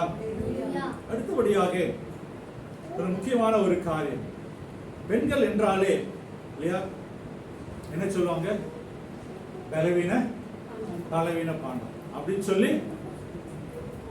சொல்லி மைண்ட் அப்படியே வச்சாச்சு இல்லையா. நம்ம கூட ஜெபம், நான் ஒரு பலவீன பாண்டம் அப்படின்னு சொல்லுங்க. ஆனால் கர்த்தர் அதற்காக நீங்கள் அழைக்கப்படவில்லை, தேர்ந்தெடுக்கப்படவில்லை. உங்களாலே செய்ய முடியாத காரியம் ஒன்றுமில்லை. கர்த்தர் அப்படியான ஒரு வல்லமையை, அதிகாரத்தை ஒவ்வொருவருக்கும் கொடுத்திருக்கிறார். அல்லேலூயா. வேதாகமத்துல தெபோரா என்று சொல்லி ஒரு தீர்க்கதரிசியை குறித்து நம்ம பார்க்கணும் இல்லையா? நியாயாதிபதிகள் புஸ்தகத்தில் 4ஆம் அதிகாரத்திற்கு நேராக எடுத்துக்கொள்வோம். தெபோரா குறித்ததான ஒரு காரியம். நியாயாதிபதிகள் 4ஆம் அதிகாரத்துக்கு நேராக எடுத்துக்கொள்வோம். சிறிது நேரம் இல்லையா அந்த தீர்க்கதரிசியுடைய வாழ்க்கையில அவர்கள் எப்படியாக செயல்பட்டார்கள் என்று சொல்லி சிறிது ஆராய்ந்து பார்க்க அழைக்கப்படுகிறோம் இல்லையா? அந்த காலத்துல இஸ்ரவேல் ஜனங்கள் அடிமைத்தனத்திலிருந்து எகிப்திலிருந்து இஸ்ரவேல் தேசத்துக்கு கானான் தேசத்துக்கு வராங்க. மோசே வழி நடத்தி வர்றார். மோசேக்கு அப்புறமா யோசுவா அவர்களை வழி நடத்துகிறார். யோசுவாவின் காலத்துக்கு அப்புறமா என்னாச்சு, கொஞ்சம் கேப் வந்துச்சு இல்லையா? அப்போ மக்கள் என்ன பண்ணாங்க, கர்த்தரை விட்டு வழி விலகி போனாங்க. கர்த்தரை விட்டு வழி விலகி போய் கர்த்தர் கொடுத்த கற்பனைகளை அவங்க கேட்கல, கர்த்தருக்கு சொல்லி கொடுத்த காரியங்களை அவங்க ஃபாலோ பண்ணல. அப்ப என்ன பண்ணாரு, கர்த்தர் அவர்களை புறஜாதியார் இடத்துல அடிமையாக ஒப்பு கொடுத்தார் இல்லையா? அப்போ மறுபடியும் வேறு தேசத்துல இருக்கிற ராஜாக்கள் இவர்களை அடிமையாக இஸ்ரவேல் ஜனங்கள் கர்த்தருடைய பிள்ளைகளை அடிமைத்தனத்துக்குள்ள வைத்திருக்கிற சூழ்நிலை. அப்படியாக இருக்கும்போது கர்த்தரை நோக்கி இஸ்ரவேல் ஜனங்கள் முறையிடுறாங்க. அப்படி முறையிடுகிற ஒவ்வொரு சூழ்நிலையிலும் கர்த்தர் ஒரு நியாயாதிபதியை எடுப்பார். அந்த நியாயாதிபதி அந்த புறஜாதியார் இடத்துல இருந்து இஸ்ரவேல் ஜனங்கள் எப்படி பண்ணுவாங்க, மீட்டு எடுப்பாங்க. அதான் அந்த நியாயாதிபதிகளுடைய ரோல். நியாயாதிபதிகள் யாருன்னா அவங்க தான் அந்த இன்டீரியர் பீரியட், யோசுவா காலத்திற்கு அப்புறமா மறுபடியும் அந்த ராஜாக்கள்லாம் வருகிறது காலத்திற்கு இடைப்பட்ட காலத்துல இருந்தது தான் நியாயாதிபதிகள். எப்பெல்லாம் இஸ்ரவேல் ஜனங்கள் இப்படியாக புற தேசத்தார்கிட்ட அடிமையாக சிக்கி தவித்து கர்த்தரை நோக்கி வேண்டிக் கொள்கிறார்களோ அப்ப கர்த்தர் ஒரு நியாயாதிபதியை எழுப்புவார். அப்படியாக ஒரு தருணத்துல தான் தெபோரா என்ற ஒரு தீர்க்கதரிசியை அந்த இடத்துல ஏற்படுத்தினார். அந்த இடத்துல இல்லையா அந்த சூழ்நிலை எப்படியாக இருந்தது அப்படின்னு சொல்லி பார்த்தீங்க அப்படின்னு சொன்னா, நீங்க 2ஆம் வசனம் இல்லையா, 1ஆம் வசனத்தை பார்த்தீங்கன்னா கர்த்தருடைய பார்வைக்கு பொல்லாததை செய்து வந்தார்கள் இல்லையா கர்த்தர் இல்லையா. அப்போ ஆகையால் கர்த்தர் அவர்களை அந்த ஆத்சோரிலே ஆளுகிற யாபீன் என்னும் கானானுடைய ராஜாவின் கையில விற்று போட்டார். அவனுடைய சேனாதிபதி சிசேரையா என்ற பெயர் இல்லையா. அவருடைய காரியத்தை குறித்து பார்த்தீங்கன்னா 3ஆம் வசனத்தை வாசிப்போம். நியாயாதிபதிகள் 4ஆம் அதிகாரம் 3ஆம் வசனம். அவனுக்கு 900 இருப்பு ரதங்கள் இருந்தது. அவன் இஸ்ரவேல் புத்திரரை 20 வருஷம் கொடுமையாய் ஒடுக்கினான். இஸ்ரவேல் புத்திரர் கர்த்தரை நோக்கி முறையிட்டார்கள். அக்காலத்திலே லாபித்தோத்தின் மனைவியாகிய தெபோராள் என்னும் தீர்க்கதரிசியானவர் இஸ்ரவேலை நியாயம் விசாரித்தார். இந்த இடத்துல பாத்தீங்க அப்படின்னு சொன்னா ஒரு பேக்ரவுண்ட் இல்லையா, இந்த தெபோராவை குறித்தான ஒரு அறிமுகம் வருகிறது. எந்த ஒரு சூழ்நிலை அந்த இடத்துல ஒரு ராஜா இருக்கா, அந்த ராஜாவுடைய சேனாதிபதி கிட்ட என்னவா இருக்கான், 900 இருப்பு ரதங்கள் இருந்துதான். அவ்வளவு பெரிய ஒரு சேனை இருக்கிற ஒரு இடத்துல 20 வருஷம் அவங்க அடிமைப்படுத்தி வைத்திருக்கிறாங்க, கொடுங்கோல் ஆட்சி பண்ணிட்டு இருக்காங்க. அப்பதான் மறுபடியும் இஸ்ரவேல் ஜனங்கள் கர்த்தரை நோக்கி விண்ணப்பம் பண்ணும்பொழுது இல்லையா இந்த தெபோராள் என்ன பண்றாங்க, அங்க உட்காந்து நியாயம் விசாரிச்சுட்டு இருக்காங்க, எல்லாரையும் பார்த்துட்டு இருக்காங்க. அப்ப சொல்றாங்க, அந்த பாராக் என்ற ஒரு மனிதனை கூப்பிட்டு நீ என்ன பண்ணு, அந்த சேனைக்கு எதிராக நீ போய் சண்டை போடு அப்படின்னு சொல்றாங்க. ஆனா 8ஆம் வசனத்தை நீங்க பாத்தீங்கன்னா பாராக் என்ன சொல்றான், 8ஆவது வசனத்தை வாசிங்க. அதுக்கு பாராக், நீ என்னோட கூட வந்தால் போவேன், என்னோட கூட வராவிட்டால் நான் போக மாட்டேன் என்றான். இங்க பாத்தீங்க அப்படின்னு சொன்னா கர்த்தருடைய வார்த்தை ஒரு மனிதனுக்கு வருகிறது, பாராக் என்ற மனிதனுக்கு வருகிறது, நீ போ நான் உனக்கு வெற்றியை தருவேன் அப்படின்னு சொல்லிட்டு. ஆனா என்ன பண்றாங்க, அந்த மனிதன் என்ன பண்றான், தெபோராளை அழைக்கிறான், நீ என் கூட வந்தாதான் நானே போவேன் அப்படின்னு சொல்லி. அப்படியாக ஒருவேளை பெண்கள் பலவீன பாண்டம் என்று சொல்லி அநேக நேரங்களில் நினைத்து கொண்டிருக்கலாம். ஆனால் கர்த்தர் அவர்களுக்கு ஒரு வலிமையை கொடுத்திருக்கிறார். அல்லேலூயா. அவர்களுக்கு என்று ஒரு பவரை கொடுத்திருக்கிறார், அவர்களுக்கு என்று ஒரு அதிகாரங்களை கொடுத்திருக்கிறார், அவர்களுக்கு என்று சில காரியங்களை கொடுத்திருக்கிறார் இல்லையா. அப்போ அந்த அதிகாரத்தை நீங்க தொடர்ந்து வாசித்தீங்க அப்படின்னு சொன்னா அவங்க என்ன பண்றாங்க, போறாங்க, வெற்றி பெறுறாங்க. இந்த காரியங்கள்லாம் அந்த இடத்துல இருக்கு. அப்போ தெபோரா அந்த இடத்துல ஒரு வல்லமையான காரியத்தை நிறைவேற்றுகிறத அவங்களால முடியாது இல்லையா. அவங்க என்ன பண்றாங்க, முடியாது என்று இல்லவே இல்லை. ஒருவேளை மக்கள் பயந்திருக்கலாம், மக்கள் சோர்ந்திருக்கலாம். ஆனால் அந்த தெபோரா அந்த இடத்துல போனதுக்கு அப்புறமா அவர்கள் அந்த இடத்துல வெற்றியை பெற்று வந்தார்கள் என்று சொல்லிப்பாங்க. கர்த்தர் ஒவ்வொருவரையும் கொண்டு பெரிய காரியங்களை செய்ய அவர் வல்லவராக. அல்லேலூயா. நீ நினைத்து கொண்டிருக்கலாம், நான் பலவீன பாண்டோம், என்னால முடியாது என்று சொல்லி. ஆனால் உங்களை கொண்டு அநேகரை விடுவிக்க கர்த்தராலே முடியும். அல்லேலூயா. ஒவ்வொருவருடைய வாழ்க்கையிலும் கர்த்தர் பெரிய காரியங்களை செய்ய அவர் வல்லவராக. அல்லேலூயா. அதனால இன்னிலிருந்து நான் பலவீன பாடணும்னு சொல்றது நிப்பாட்டிடும். அல்லேலூயா. சொல்லுங்க சத்தமா. பலவீனம் இருக்கும், போராட்டங்கள் இருக்கும், பிரச்சனைகள் இருக்கும். ஆனால் அதனூடாக நம்மை பலப்படுத்துகிற கிறிஸ்து நம்மோடு இருக்கிறார். அல்லேலூயா. சேர்ந்து ஒரு கவி நம்ம பாடுவோமா? பலப்படுத்துகிற கிறிஸ்துவினாலே, பலப்படுத்துகிற கிறிஸ்துவினாலே எல்லாவற்றையும் செய்ய பலனுண்டு, எல்லாவற்றையும் செய்ய பலனுண்டு. பயப்பட மாட்டேன் நான், பயப்பட மாட்டேன், பயப்பட மாட்டேன் நான், பயப்பட மாட்டேன். இயேசு என்னோடு இருப்பதினால், இயேசு என்னோடு இருப்பதினால். அல்லேலூயா. அந்த விசுவாசம் நமக்குள்ள காணப்படும். இந்த நாளில கர்த்தர் நம்மோடு பேசுகிற ஒரு காரியம் நம்ம என்ன பண்ணியிருக்காரு? கர்த்தர் தேவனுடைய பார்வையில மதிப்புள்ள ஸ்திரீ என்று சொல்லி ஒவ்வொருவரையும் அழைத்திருக்கார். உங்களுக்கென்று ஒரு மதிப்பு இருக்கு, உங்களுக்கென்று ஒரு வேல்யூ. மதிப்பு என்பது ஒரு வேல்யூ, உங்களுக்கென்று ஒரு வேல்யூ இருக்கு. அதனால நம்மை நாமே, உங்களை நீங்களே என்ன பண்ணக்கூடாது? அண்டர் எஸ்டிமேட் பண்ணக்கூடாது இல்லையா? ஒரு கதை ஒன்று சொல்லுவாங்க இல்லையா? ஒரு வயதான ஒரு தகப்பன் இருந்தாராம். வயதான ஒரு தகப்பன் இருந்தாராம். அந்த தகப்பன் என்ன செஞ்சாராம்? தன்னுடைய வீட்டில் இருக்கிறதான மகனுக்கு உலகத்தை புரிய வைக்க வேண்டும் என்று சொல்லி அந்த மகன் எங்கே போனாலும் அவனை வந்து சில இடங்களில் வேலைக்கு சேர்க்கறது இல்லை, சிலர் அவனை மதிக்கிறது இல்லை, சோர்ந்து போய் அந்த மகன் இருந்தான். அப்போ அந்த தகப்பன் அவனை கூப்பிட்டு என்ன சொன்னாரோ, அவர்கிட்ட இருந்த ஒரு பழைய வாட்ச் எடுத்து அந்த பையன் கையில் கொடுத்து, இதை போய் நீ வந்து என்ன பண்ணணும், நீ வந்து இதனுடைய மதிப்பு என்ன அப்படின்னு சொல்லி பார்த்துட்டு வா அப்படின்னு சொல்லி அந்த தகப்பன் சொன்னாங்க. இதனுடைய மதிப்பு என்ன அப்படின்னு சொல்லி பார்த்துட்டு வா அப்படின்னு சொன்னா, எங்கேயுமே இதை விற்காது, இதனுடைய மதிப்பு என்னன்னு கேட்கும். அவன் நேராக போனான்னா அது பார்க்கறதுக்கு ரொம்ப பழைய வாட்சாக இருக்கு. அப்போ சாதாரண ஒரு கடையில் பழைய வாட்ச் விற்கிற கடையில் போனானா அவன் அதை பார்த்துட்டு சொன்னானா, இது என்னங்க, இது பழைய வாட்ச் ஓடக்கூட செய்யலை, இது ஸ்பேர் பார்ட்ஸ் கூட யூஸ் ஆகுது இல்லையா, நீங்கள் 50 ரூபா 100 ரூபா தான் மேக்ஸிமம் கொடுக்க முடியும் அப்படின்னு சொன்னாங்க. சரி அப்படின்னு சொல்லிட்டு அவன் அடுத்த இன்னொரு கடைக்கு போனான்.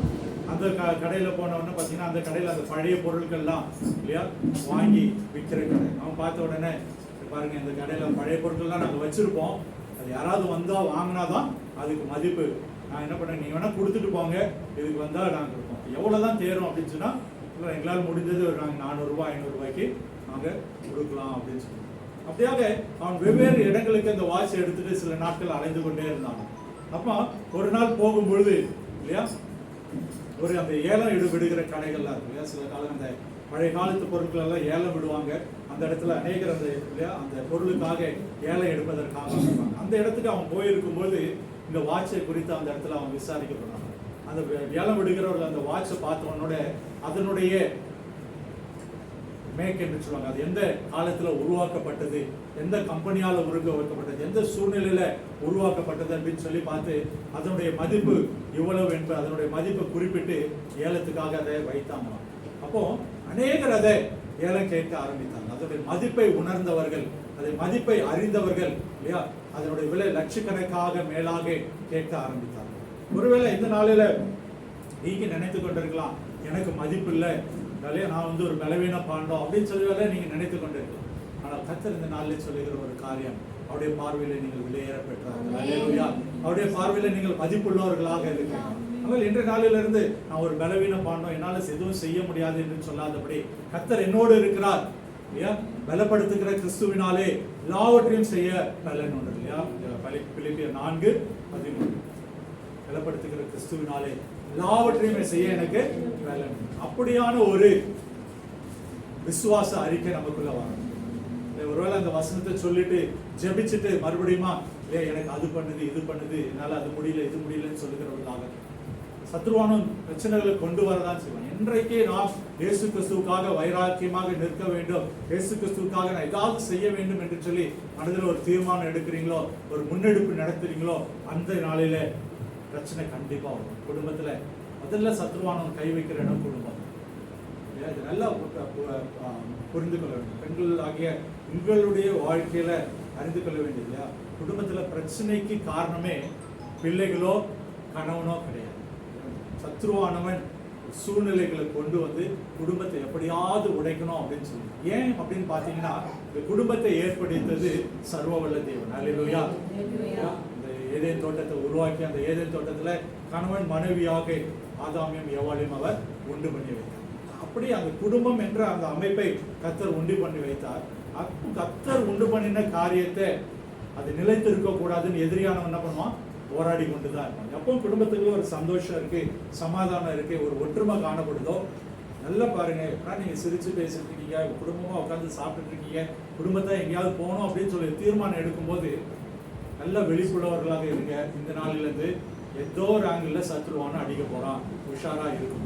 இந்த ஒரு விழிப்புணர்வு இருந்துச்சு அப்படின்னு சொன்னா அநேக பிரச்சனைகளை குடும்பத்துக்குள்ள நாம தவிர்க்க முடியும். அல்லேலூயா. இதை நம்ம ஞானமா செய்யணும். ஏற்கனவே ஒரு நாள் தடவை வந்திருக்கும்போது இந்த வார்த்தைகளை சொல்லுங்க. அந்த போராட்டம் வரும், பிரச்சனை வரும். ஆனா நம்ம விழிப்புள்ளவர்களாக இல்லை அப்படின்னு சொன்னா சத்ருவானவன் மேற்கொண்டு அதுக்கப்புறம் மறுபடியும் அந்த வருமானப்பாடு அந்த சந்தோஷம் வருவதற்கு அநேக கால தாமதம். இப்போ பிரச்சனைகள் போராட்டங்கள் வரப்போகிறதுன்ற ஒரு சூழ்நிலை நம்மளுக்கு தெரிஞ்சிச்சு அப்படின்னா நம்ம என்ன பண்ணணுமா, விழிப்புள்ளவர்களாக இருக்கணும். சண்டை போடுகிறவர்களாக இல்லாதபடி காத்துக்கொள்ள வேண்டும் என்று சொல்லி பார்த்தோம். 4 காரியங்களை நம்ம பார்த்தோம். முதலாவதாக தேவனால் தெரிந்தெடுக்கப்பட்ட ஸ்திரீ மரியாள் இல்லையா. ஒருவேளை சாதாரண பெண்ணாக தான் இருந்தால், ஆனால் தேவனாலே தெரிந்தெடுக்கப்பட்ட, அப்படியாக நீங்கள் ஒவ்வொருவரும் தெரிந்தெடுக்கப்பட்டவர்களாக இருக்கிறீங்க. இரண்டாவதாக மதிப்புள்ள ஸ்திரீயாக எஸ்தர் காணப்படும். நம்முடைய வாழ்க்கையில கர்த்தர் நமக்கு ஒரு மதிப்பை வைத்திருக்கிறார். நம்ம ஒரு சாதாரணவர்கள் அல்ல, நமக்கென்று ஒரு மதிப்பை வைத்திருக்கிறார். அவருடைய பிள்ளைகள் என்ற அதிகாரத்தை கொடுத்து வைத்திருக்கிறார். மூன்றாவதாக அன்புக்குரிய ஸ்திரீயாக ஆகார். உலகத்தாரால கைவிடப்பட்ட சூழ்நிலையில இருந்தாங்க, புறக்கணிக்கப்பட்ட சூழ்நிலையில இருந்தாங்க, துரத்தப்பட்ட ஒரு சூழ்நிலையில இருந்தாங்க. ஆனாலும் கர்த்தர் அவர் மேல இல்லையா என்னை காண்கிற தேவன் என்று சொல்லி ஆகார் சொல்லுகிற வண்ணமாக இல்லையா அந்த இடத்துல கர்த்தர் அன்புக்குரிய ஸ்திரீயாக அவளை பார்த்தாள் என்று சொல்லி பார்த்தோம். நான்காவதாக நம்ம பார்த்த ஒரு காரியம் வலிமை உள்ள ஸ்திரீ தெபோலாரை குறித்து பார்த்தோம். ஒருவேளை இந்த நாள்ல பலவீன பாண்டு என்று சொல்லி ஒருவேளை நம்ம நினைத்து கொண்டிருக்கலாம். ஆனால் கர்த்தர் உங்களுடைய வாழ்க்கையில உங்களை கொண்டு அநேக காரியங்களை செய்ய, உங்களை கொண்டு அநேக ஜனங்களை மீட்டெடுக்க அவர் வல்லமை உள்ள தேவனாயிருக்கிறார். அல்லேலூயா. எவரால் எப்படியாக இஸ்ரவேல் ஜனங்களுக்காக நியாயம் தீர்த்தாலோ, எப்படியாக அடிமைத்தனத்தில் இருக்கிறவர்களை விடுவிக்க அவர் ஒரு முக்கியமான ஒரு காரணமாக இருந்தாலும், அப்படியாக ஒவ்வொருவரையும் குடும்பத்தில் இன்னும் ரட்சிக்கப்படாதவங்க இருக்கலாம் இல்லையா, ஒருவேளை இன்னும் அடிமைத்தனத்தில் இருக்கலாம். அப்படிப்பட்ட குடும்ப உறுப்பினர்களை, உறவுகளை, சொந்தங்களை மீட்டெடுப்பதற்காக கர்த்தர் உங்களை அவ்வளவு இடத்துல வைத்திருக்கிறார். அல்லேலூயா. ஒருவேளை நினைத்து கொண்டிருக்கலாம் என்னுடைய பர்பஸ் என்ன, என்னுடைய வாழ்க்கையின் நோக்கம் என்ன அப்படின்னு சொல்லி நீங்க நினைத்து கொண்டிருக்கலாம். ஆனால் கர்த்தர் அவர்களை வைத்திருப்பதனுடைய நோக்கமே அநேகருக்கு விடுதலை பெற்றுக் கொடுக்கும்படியாக, அநேகருக்கு ஆசீர்வாதத்தை கொடுக்கும்படியாக கர்த்தர் உங்களை ஒவ்வொரு இடத்திலையும் வைத்திருக்கிற இடத்துல இல்லையா பிரயோஜனப்படுத்தும்படியாக வைத்திருக்கிறார் என்பதை அறிந்து கொள்கிறவர்களாக. ஐந்தாவதாக ஒரு முக்கியமான ஒரு காரியம் ஜெபிக்கிற ஸ்திரீ. இல்லையா அன்னாளை குறித்து நாம் அனைவரும் அறிந்திருக்கிறோம் இல்லையா. 1 சாமுவேல் புத்தகத்துக்கு நேராக நம்ம எடுத்துக்கொள்ளோம். அன்னாளை குறித்து நம்ம அறிந்திருக்கிறோம். அன்னாளுடைய வாழ்க்கையில ஒரு தேவை இருந்தது. அந்த தேவை நிமித்தமாக அவர் மனம் கசந்தவளாக இல்லையா கர்த்தருடைய சன்னிதானத்திலே அழுது ஜெபித்ததை நம்ம அறிந்து கொள்ள முடிகிறது. ஒருவேளை கூட இருந்தவங்க புரிந்து கொள்ள முடியாத ஒரு சூழ்நிலை, கூட இருந்தவங்க ஏளனமா பேசின சூழ்நிலை, ஆனால் அவளுடைய தேவையை கர்த்தருடைய சன்னிதானத்திலே ஜெபிக்கிற ஒரு மகளாக அன்னாள் இருந்தாள் என்று சொல்லி பார்க்கிறோம். இந்த நாளில கூடி வந்திருக்கிற ஒவ்வொருடைய வாழ்க்கையில ஜெபத்தை எந்த ஒரு சூழ்நிலையிலும் நம்ம விட்டுவிடவே கூடாது. அல்லேலூயா. ஜெபம் ஆவிக்குரிய வாழ்க்கையில அது ஒரு முதுகெலும்பாக காணப்படும். நம்ம சரீரத்துல முதுகெலும்பு எப்படி முக்கியமானதாக இருக்கிறதோ, ஆவிக்குரிய வாழ்க்கையில ஜெபம் என்பது ஒரு முக்கியமானதாக காணப்படுகிறது என்று சொல்லி அறிந்து கொள்ள முடிகிறது. ஜெபம் இல்லாத ஒரு வாழ்க்கை கூரை இல்லாத வீட்டுக்கு சமம் அப்படின்னு சொல்லி நம்ம சொல்லுவோம். அன்னாள் எப்படி ஜெபித்தால் இல்லையா, நம்ம அநேக முறை அதை தியானித்து இருக்கிறோம். அன்னாளுடைய வாழ்க்கையில முக்கியமான ஒரு காரியம், கற்றுக்கொள்ள வேண்டிய காரியம் என்னன்னா, அவர் ஜெபித்ததற்கு அப்புறமா எப்படி இல்லையா துக்கமுகமாய் இல்லையா. அதுதான் நம்ம இந்த நாளில் கற்றுக்கொள்ள வேண்டிய காரியம். ஜெபிக்கிற ஸ்திரீயாக நம்ம இந்த நாளில் காணப்படுகிறோம் அப்படின்னு சொன்னா எப்படி இருக்கணுமா, நம்ம எந்த காரியத்துக்காக ஜெபித்தோமோ, எந்த காரியத்துக்காக நம்ம பாரப்பட்டோமோ, எந்த காரியத்தை குறித்து நம்ம கர்த்தரிடத்துல பேசி இருக்கிறோமோ, அந்த காரியத்தை அந்த நாளில் அவருடைய பாதத்துல வைத்தாச்சு. இனிமே அதற்கும் எனக்கும் சம்பந்தம் இல்லை. ஹல்லேலூயா. வருத்தப்பட்டு பாரம் சுமக்கிறவர்களே நீங்கள் எல்லாரும் என்னிடத்திலே வாருங்கள், நான் உங்களுக்கு இளைப்பாறுதல் தருவேன்னு சொல்றேன். அநேக நேரங்களில் நாம் செய்கிற ஒரு தவறு, என்ன தவறு செய்கிறோம்? இப்படியாக ஆலயத்துக்கு வருகிறோம், ஜெபிக்கிறோம், ஜெபிச்ச உடனே ஒரு ஆராதனையில் பங்கு பெற்ற உடனே, இப்படியாக செய்திகளை கேட்ட உடனே நம்முடைய இருதயத்தில் இருக்கிற பாரம்லாம் அப்படியே குறைஞ்ச மாதிரி இருக்கு. நான் எல்லாத்தையும் கர்த்தரிடத்துல இறக்கி வைத்துட்டேன் அப்படின்னு சொல்லி ஒரு உணர்வு நமக்கு ஏற்படுது. ஆனா என்ன பண்றோம்? அப்படி திரும்பி போகும்போது என்ன பண்றோம்? அந்த மூட்டையை தூக்கி நம்ம மேல வச்சு நான் தான் இதை சாதிக்கணும், நான் தான் இதை, இல்லையா? இதுதான் நம்ம செய்கிற ஒரு தவறு, இல்லையா? ஒரு கதை நம்ம கேள்விப்பட்டிருப்போம். ஒரு கிராமத்துல ஒரு வயசான, இல்லையா, ஒரு ஆள் வந்து பண்ணாரா, ஒரு அரிக்கட்டுகளை சுமந்து கொண்டு போயிட்டு இருந்தார். மூட்டையை சுமந்துட்டு அப்படி போயிட்டு இருந்தார். அவர் பாட்டுக்கு அந்த நடந்து போகும்போது அந்த மூட்டை போயிட்டா இருந்தனால அவர் போயிட்டு இருந்தார். அந்த சரியா மாட்டு வண்டி ஓட்டிட்டு இன்னொரு மனுஷன் வந்தார். மாட்டு வண்டியில் ஓட்டிட்டு வந்தோடனே நீ எந்த ஊருக்கு போற அப்படின்னு சொன்னா, அந்த ஊருக்கு சொன்னா நானும் அங்கதான் போறேன், மாட்டு வண்டியில ஏறிக்கிங்க, நான் அவங்களை கூப்பிட்டு போயிடுறேன் அப்படின்னு சொல்லி இந்த மூட்டையை தூக்கிட்டு வந்த மனுஷன் மாட்டு வண்டி மேல ஏறிட்டாரு. மாட்டு வண்டி போயிட்டு இருக்கு. கொஞ்ச தூரம் மாட்டு வண்டி போயிடுச்சு. கொஞ்ச தூரம் மாட்டு வண்டி போனதுக்கு அப்புறமா அந்த மாட்டு வண்டி போட்டுட்டு இருந்த மனுஷன் பின்னாடி திரும்பி பாக்குறாராம்.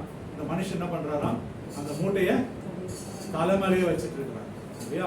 அந்த மாட்டு வண்டி ஓட்டுற ஆள் கேட்டாராம், இப்போ நீ வண்டியில இருக்கல, மூட்டையை கீழே வச்சிட வேண்டியதானே, எதுக்கு நீ தலை மேல வச்சிருக்க?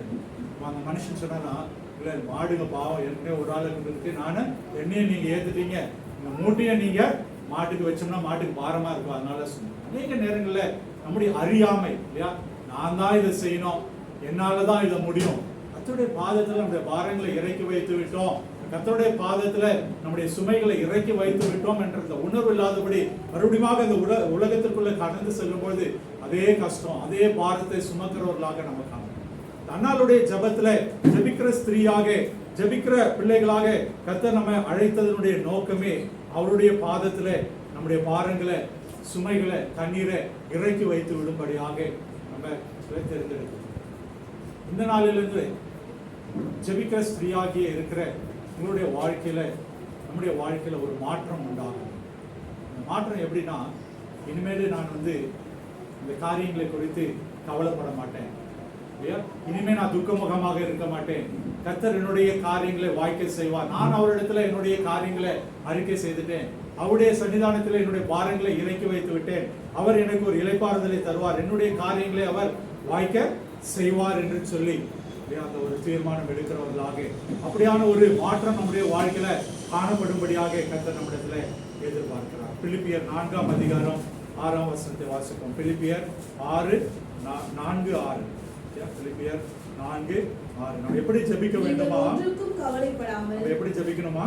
நீங்கள் ஒன்றுக்கும் கவலைப்படாமல். சொல்லுங்களேன், எல்லாரும் சொல்லுங்களேன். நீங்கள் ஒன்றுக்கும் ஜெபிச்சுட்டு என்ன பண்ணக்கூடாது? கவலைப்படக்கூடாது. மறுபடியும் அதே காரியத்தை குறித்து, இல்லையா, என்னத்தை ஜெபிச்சு என்னாச்சு, இவ்வளவு நாளா நான் ஜெபிச்சுட்டு இருக்கேனே அப்படின்னு சொல்லி நம்ம கர்த்தரிடத்துல சொன்ன காரியத்துல நமக்கே விசுவாசம் இல்லாதவர்களாக, அவிசுவாசம் உள்ளவர்களாக நம்ம காணப்படக்கூடாது. அப்போ ஒன்றுக்கும் கவலைப்படாமல் எல்லாவற்றையும் குறித்து உங்கள் விண்ணப்பங்களையும் ஸ்தோத்திரத்தோட கூடிய ஜெபத்தினாலும். எப்படி ஜெபிக்கணுமா? ஸ்தோத்திரத்தோட கூடிய ஜெபத்தினாலும். நம்ம ஜெபம் எப்போ நம்மளுக்கு சோஸ்திரம் வரும், கர்த்தருக்கு நன்றி செலுத்துறது எப்போ நம்மளுக்கு வரும்? கொஞ்சம் சந்தோஷமா இருக்கும்போது, இல்ல கையில கொஞ்சம் பணம் இருக்கும்போது, இல்ல பண்டிகை காலங்களில ஒரு நன்மை உண்டாகும் போது, அப்பதான் நமக்கு துதி செலுத்தணும் போல. அப்போ எப்ப சொல்லுது? எல்லா சூழ்நிலைகளையும் துதிக்கிறவர்களாக நம்ம காணப்படும். அப்பதான் சத்துருடைய கோட்டை முறியடிக்கப்படும். அல்லேலூயா. அதுதான் ஆவிக்குரிய வாழ்க்கையில ஒரு முக்கியமான ஒரு காரியம். இந்த நாளில ஜெபிக்கிற ஸ்திரீ என்று சொல்லி கர்த்தர் உங்களோடு பேசிக் கொண்டிருக்கிறார். ஜெபிக்கிற ஸ்திரீ என்று சொன்னால் எல்லா சூழ்நிலையிலும் சோஸ்திரத்தோடு ஜெபிக்கிறவர்களாக காணப்படும். அல்லேலூயா. சூழ்நிலைகள் எதிர்மறையாக இருக்கலாம், இல்லையா, காரியம் கை விட்டு போயிருக்கிற மாதிரி, இல்லையா, தலைக்கு மேல போயிடுச்சு அப்படின்னு சொல்லுவாங்க. ஜான் போனா என்ன, முனம் போனா என்ன, இருந்தாலும் பரவாயில்ல, கர்த்தர் மேல இருக்கிற விசுவாசத்தை விடாதபடி சோஸ்திரத்தோடு கூடிய ஜெபத்தினாலும் வேண்டுதலினாலும் தேவனுக்கு தெரியப்படுத்துங்கள். தேவனுக்கு அப்படின்னு சொல்லுங்க. தேவனுக்கு தெரியப்படுதல். கர்த்தருக்கு தெரியாதது ஏதாவது இருக்கா? கர்த்தருக்கு தெரியாதது ஏதாவது இருக்கா? அவருக்கு மறைவானது ஒன்றுமே இல்லை இல்லையா? அப்ப எது கர்த்தருக்கு தெரியப்படுத்தணுமா? கர்த்தர் அதை எதிர்பார்க்கிறார். என்னுடைய மகள் என்னோடு பேச வேண்டும், என்னுடைய மகள் என்னை விட்டு விலகி சென்று விடக்கூடாது, எல்லா சூழ்நிலைகளும் என்னோடு பேச வேண்டும் என்று சொல்லி கர்த்தர் எதிர்பார்க்கிறார். ஜெபிக்கிற ஸ்திரீயாகிய இந்த நாளில கர்த்தர் நம்மோடு சொல்லுகிற ஒரு காரியம், ஜெபிக்கும் போது துக்கமுகமா இருக்கக்கூடாது, ஜெபித்ததுக்கு ரொம்ப துக்கமுகமா இருக்கக்கூடாது, சோஸ்திரத்தோடு கூடிய நம்ம ஜெபம் இருக்க வேண்டும், பாரங்களை அவருடைய பாதத்தில் இறக்கி வைத்து விட வேண்டும். அப்படியான ஒரு ஜெப வாழ்க்கை நம்முடைய வாழ்க்கையில காணப்பட வேண்டும். அந்த உணர்வு நமக்குள்ள வந்துட்டு அப்படின்னு சொன்னா எதிராகிய சத்ருவால ஒன்று செய்யவே முடியாது. அல்லேலூயா. ஜெபிக்கும் போது வந்து காலையில குசு குசுன்னு சொல்லுவான் சத்ருவானம், இல்லை நீ என்னத்தை ஜெபிச்சு என்ன கண்ட, பிரச்சனை அப்படியே தானே இருக்கு, இவ்வளவு நாளா ஜெபிச்சு கொண்டு இருக்கேன், உன்னால விடுதலை பெற முடியுமா, உனக்கு நன்மை உண்டாகுமா, குடும்பத்தில் ஆசீர்வாதம் முடியுமா, ரட்சிக்கப்படாதவங்க ரட்சிக்கப்படுவாங்களா அப்படின்னு சொல்லி தவறான நெகட்டிவ் காரியங்களை சத்ருவானம் கொண்டு வருவான். ஆனால் விசுவாசத்தை ஒரு நாள் விட்டுவிடாதபடி சோஸ்திரங்களை அதிகரிக்கணும், துதி அதிகரிக்கணும், துதிக்க துதிக்க துதிக்க எரிகோ கோட்டை எப்படி விழுந்ததோ அப்படியான சத்ருடைய கிரியைகள் எல்லாம் முறியடிக்கணும். அல்லேலூயா. கர்த்தர் அதை தான் இந்த நாளிலே எதிர்பார்க்கிறார். எதற்கும் கவலைப்படாது, ஒன்றுக்கும் கவலைப்படாமல் எல்லாவற்றையும் குறித்து உங்கள் விண்ணப்பங்களை சோஸ்திரத்தோடு கூடிய ஜபத்தினாலும் வேண்டதினாலும் தேவனுக்கு தெரியும். அப்படியான ஒரு விசுவாசம், அப்படியான ஒரு நன்மை நம்ம ஒவ்வொருடைய வாழ்க்கையில காணப்படும்படியாக கர்த்தர் நம்மிடத்துல எதிர்பார்க்கிறவராக இருக்கிறார் இல்லையா? வேகமாக முடிப்போம். ஆறாவதாக ஞானமுள்ள ஸ்திரீ. ஞானமுள்ள ஸ்திரீ என்று சொல்லி பார்க்கிறோம். வேதாகமத்துல ஞானமுள்ள ஸ்திரீ ஆகிய அபிகாயேல் என்று சொல்லி ஒரு பெண்ணை குறித்து நம்ம பார்க்க முடியும் இல்லையா? ஞானமுள்ள ஸ்திரீ இல்லையா? அந்த இடத்துல அவருடைய கணவன் ஒரு தவறான காரியத்தை ஒரு தேவனுடைய மனிதனுக்கு உதவி செய்யாதபடி இல்லையா தாவீது வருகிறார். தாவீதுக்கு ஒரு நன்மை உண்டாகணும், தாவீது வந்து ஒரு ஹெல்ப் கேட்டு வராரு இல்லையா? ஆனா தாவீதுக்கு ஹெல்ப் கொடுக்காதபடி அவருடைய கணவன் என்ன பண்றாரு, அவரை விரட்டி அடிக்கிற ஒரு காரியம், மதிக்காத ஒரு காரியம். இப்போ தாவீது அவனோட கூட இருந்தவங்க என்ன பண்றாங்க, அவரை கொன்று போட வேண்டும் என்று சொல்லி அப்படியான ஒரு காரியத்துல மூர்க்கமாக வருகிறாங்க. 1 சாமுவேலின் புஸ்தகம் 25ஆம் அதிகாரம் 33 வாசிப்போம். 1 சாமுவேல் 25ஆம் அதிகாரம். நீ சொல்லிய யோசனை ஆசீர்வதிக்கப்படுவதாக, நான் ரத்தம் சிந்த வராதபடிக்கும் என் கையே பழிவாங்காதபடிக்கும் நீ இன்றைய தினம் எனக்கு தடை பண்ணினபடியினால் நீயும் ஆசீர்வதிக்கப்படுவாயாக. இந்த இடத்துல அபிகாயில் என்ற அந்த பெண் ஞானமாய் நடந்து கொண்டார். ஞானமாய் நடக்கிற ஒரு பெண்ணாக இந்த இடத்துல அபிகாயில் இருந்தால் இல்லையா? நான் டைம் இல்லை, நீங்க வீட்டில் போய் வாசி பாருங்க. அப்படியாக தன் குடும்பத்திற்கு வர இருந்த ஒரு இழப்பை, ஒரு ஆபத்தை ஞானமாய் போய் பேசி பண்ணாங்க, அந்த இடத்துல தடுத்து நிறுத்தினார்கள் என்று சொல்லினார். கர்த்தர் ஞானமுள்ளவர்களாக, ஞானமுள்ள ஸ்திரீயாக இருக்கும்படியாக உங்க ஒவ்வொருவரையும் அழைக்கிறார். குடும்பத்திற்காக திறப்பிலே நிற்கும்படியாக, குடும்பத்திற்காக வைராக்கியம் பாராட்டுகிறவர்களாக நீங்கள் இருக்கும்படியாக இந்த நாளிலே கர்த்தர் உங்களை அழைக்கிறார். அப்படியாக ஒரு ஜெப வாழ்க்கை இருக்கணும், அப்படியாக ஒரு தியாகம் இருக்கணும், குடும்பத்தை காப்பாற்றும்படியாக திறப்பிலே நிற்கிற அந்த ஒரு காரியத்தை பார்க்க முடிகிறது. நீதிமொழிகள் 14:1 வாசிங்க. நீதிமொழிகள் 14:1 வாசிப்போம். புத்தியுள்ள ஸ்திரீ தன் வீட்டை கட்டுகிறாள், புத்தியில்லாத ஸ்திரீயோ தன் கைகளினால் அதை இடித்து போடுகிறாள். அல்லேலூயா. இந்த நாளில புத்தியுள்ள ஸ்திரீயாகிய, ஞானமுள்ள ஸ்திரீயாகிய கர்த்தர் உங்க ஒவ்வொருவரையும் அழைக்கிறதனுடைய நோக்கம் என்ன? குடும்பத்தை கட்டுகிறவர்களாக, குடும்பத்தை உருவாக்குகிறவர்களாக, குடும்பத்தை ஆசீர்வாதத்துக்குள்ளாக நடத்துகிறவர்களாக நீங்கள் காணப்பட வேண்டும் என்று சொல்லி கர்த்தர் எதிர்பார்க்கிறார். அல்லேலூயா, அல்லேலூயா. கர்த்தர் அதற்காக தான் உங்களை அழைத்திருக்கிறார். அதுதான் நோக்கம். குடும்பத்தில் வைத்திருக்கிறார் இருந்துச்சுன்னா அவங்க பிரச்சனைகள், போராட்டங்கள் இருக்கதான் செய்யும். ஆனால் அந்த குடும்பத்தை கட்டுகிறவர்களாக, ஒருவேளை பின்மாற்றத்தில் இருப்பாங்க, ரட்சிக்கப்படாதபடி இருப்பாங்க, ஆனால் அதை குறித்து கவலைப்படாதபடி அவர்களை மீட்டெடுக்கும் பொறுப்பை கர்த்தர் உங்க கையில கொடுத்திருக்கிறார். அல்லேலூயா. கர்த்தர் அப்படியான ஒரு ஞானமுள்ள ஸ்திரீயாக இருக்கும்படியாக, குடும்பத்தை கட்டுகிற ஸ்திரீயாக இருக்கும்படியாக உங்கள் ஒவ்வொருவரையும் அழைக்கிறார் என்று சொல்கிறார். ஞானம் உள்ளவர்களாக. ஞானம் எங்கிருந்து வரும்? ஞானம் எங்கிருந்து வரும்? மரத்துல இருந்து வரும். ஜஸ்ட் மேல கை காட்டினாங்க.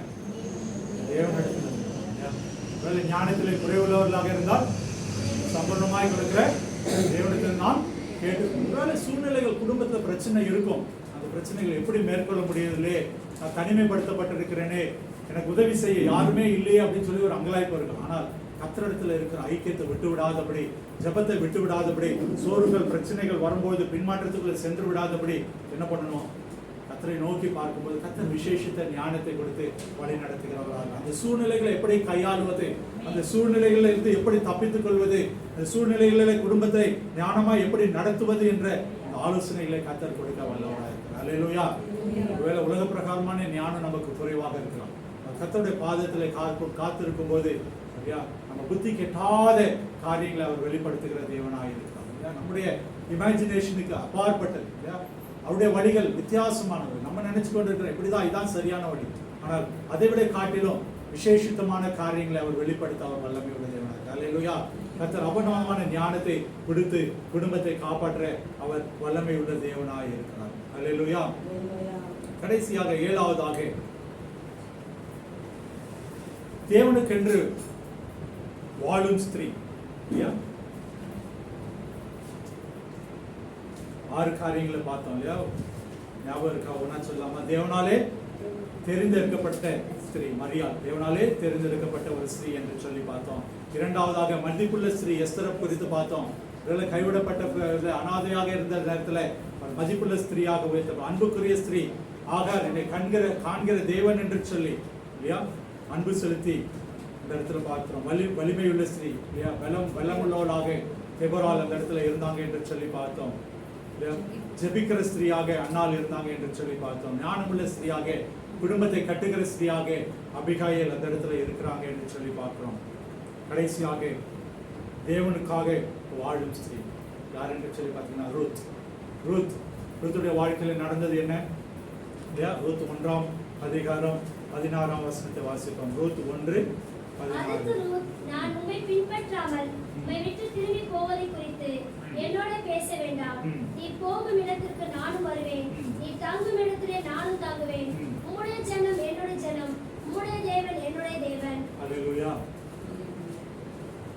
தேவன் அல்லேலூயா. கர்த்தருக்கென்று வைராக்கியம் பாராட்டுகிறவராக இல்லையா, தேவனுக்காக வாழுகிற ஒரு ஸ்திரீயாக இல்லையா. ஒருவேளை அவருடைய வாழ்க்கையில சொல்லி போயிட்டு இருக்கலாம், பிரிந்து போயிருக்கலாம் இல்லையா. அவருடைய மூத்த மருமகள் எப்படி ஒருவேளை நகோமி சொன்னதுக்கு கேட்டு அவங்க கிளம்பி போயிட்டாங்களோ, அதே போல ரூத்தும் போயிருக்கலாம்.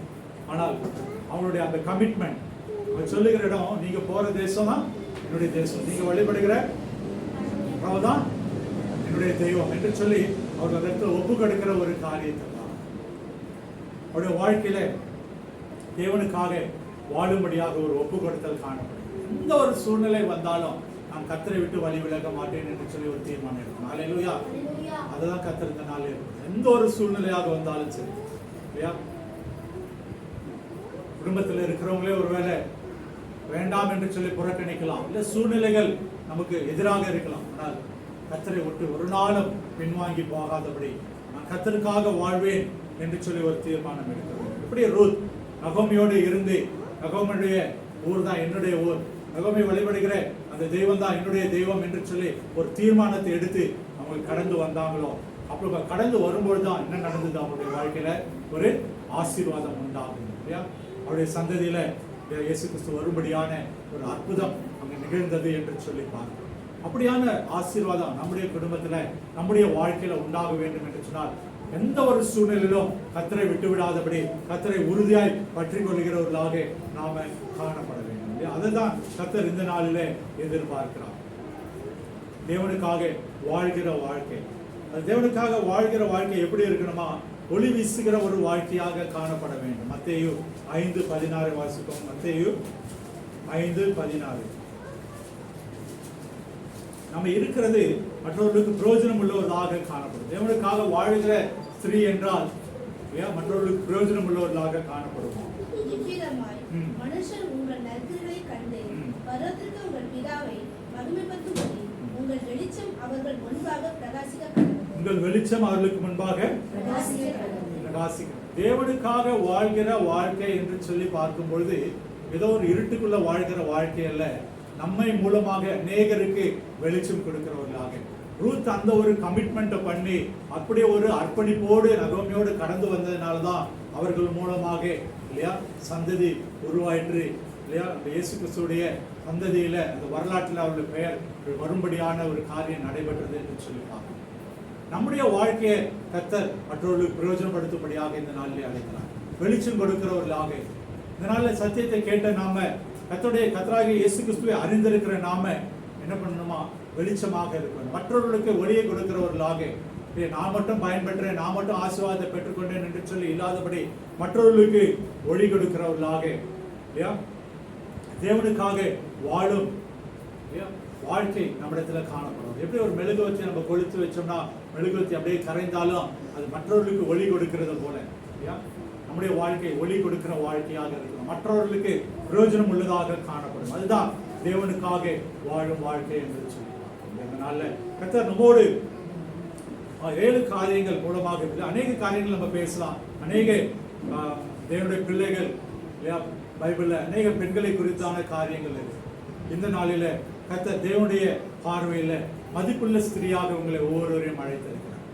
ஒருவேளை சூழ்நிலைகள் இருக்கிற இடம், நம்ம இருக்கிற நிலைமை இதெல்லாம் பார்த்து நான் இவ்வளவுதானா, என் வாழ்க்கை இவ்வளவுதானா அப்படின்னு சொல்லி ஒருவேளை உங்களை தாங்களே இல்லையா நம்மை நாமே ஒருவேளை மதிப்பற்றவர்களாக யோசித்து கொண்டிருந்தோம்னா இல்லையா, அந்த பழைய வாட்சிக்கு இல்லையா அதனுடைய மதிப்பு என்னன்னு தெரிகிற அளவுக்கு இல்லையா அதுக்கு ஒரு மதிப்பு இல்லாம இருந்தது.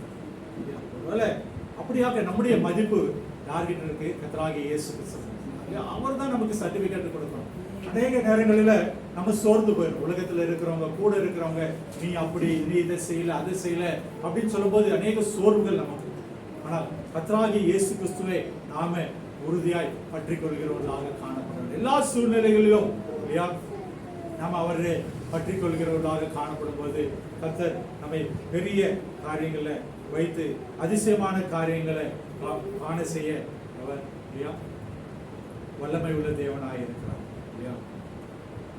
அதனால கர்த்தரிடத்துல நம்ம ஒப்பு கொடுத்து நம்ம ஜெபிப்போம். அநேக காரியங்களை நம்ம கேட்டோம் இல்லையா, அநேக சூழ்நிலைகளை நம்ம உதாரணமாக பார்த்தோம். கர்த்தர் இந்த நாளில் என்னோடு பேசும்படி நம்ம எல்லாம் தலைகளை தாழ்த்தி நம்ம ஜெபிக்கலாம். கர்த்தர் என்னோடு பேசும்படியாக இந்த நாளில் கர்த்தர் என்னுடைய வாழ்க்கையில முன்குறித்திருக்கிற காரியம், கர்த்தர் எதற்காக என்னை தெரிந்தெடுத்திருக்கிறார், கர்த்தர் எதற்காக இந்த நாளில இந்த வார்த்தைகளை கேட்கும்படியாக, கர்த்தருடைய பார்வையிலே நான் எப்படிப்பட்டவன் என்று சொல்லி அறிந்து கொள்ளும்படியாக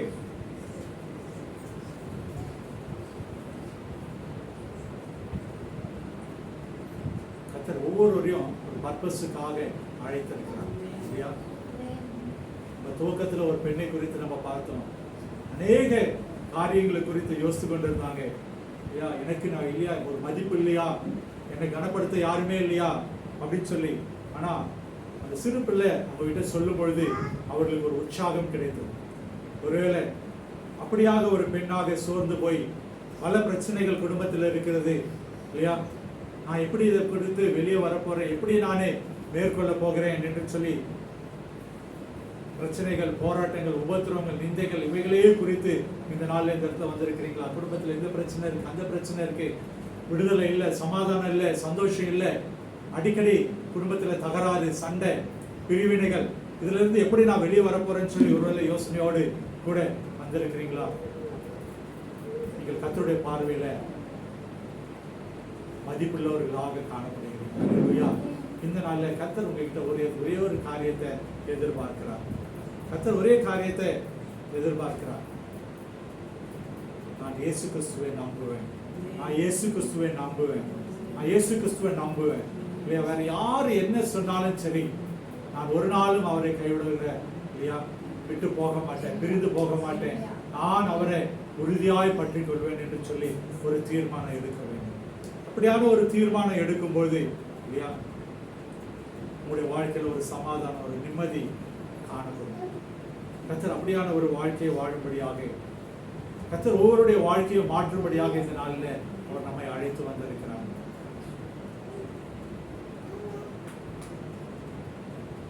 ஒரு விஷயம் நம்ம யோசித்து பார்க்கலாமா? எந்த பிரச்சனை என்னை வாட்டிக்கொண்டு இருக்கிறது, எந்த சூழ்நிலை என்னை வாட்டிக்கொண்டு இருக்கிறது, எந்த கடன் பாரம் என்னை வாட்டிக்கொண்டு இருக்கிறது, நிம்மதியற்ற சூழ்நிலை என்னுடைய வாழ்க்கையில் என்ன காணப்பட்டு கொண்டு இருக்கிறது, பிள்ளைகளால பிரச்சனையா, கணவனால பிரச்சனையா, உறவினர்களால பிரச்சனையா, வேலை செய்கிற இடங்கள்ல பிரச்சனையா, எந்த பிரச்சனை என்ன வதைத்து கொண்டு இருக்கிறது? எதனால நான் கர்த்தரிடத்துல கிட்டி சேர முடியாதபடி, எந்த ஒரு சூழ்நிலையினால நானே சோர்ந்து போயிருக்கிறேன், எந்த ஒரு சூழ்நிலையினால பலவீனப்பட்டிருக்கிறேன்? சிந்தித்து பார்க்க,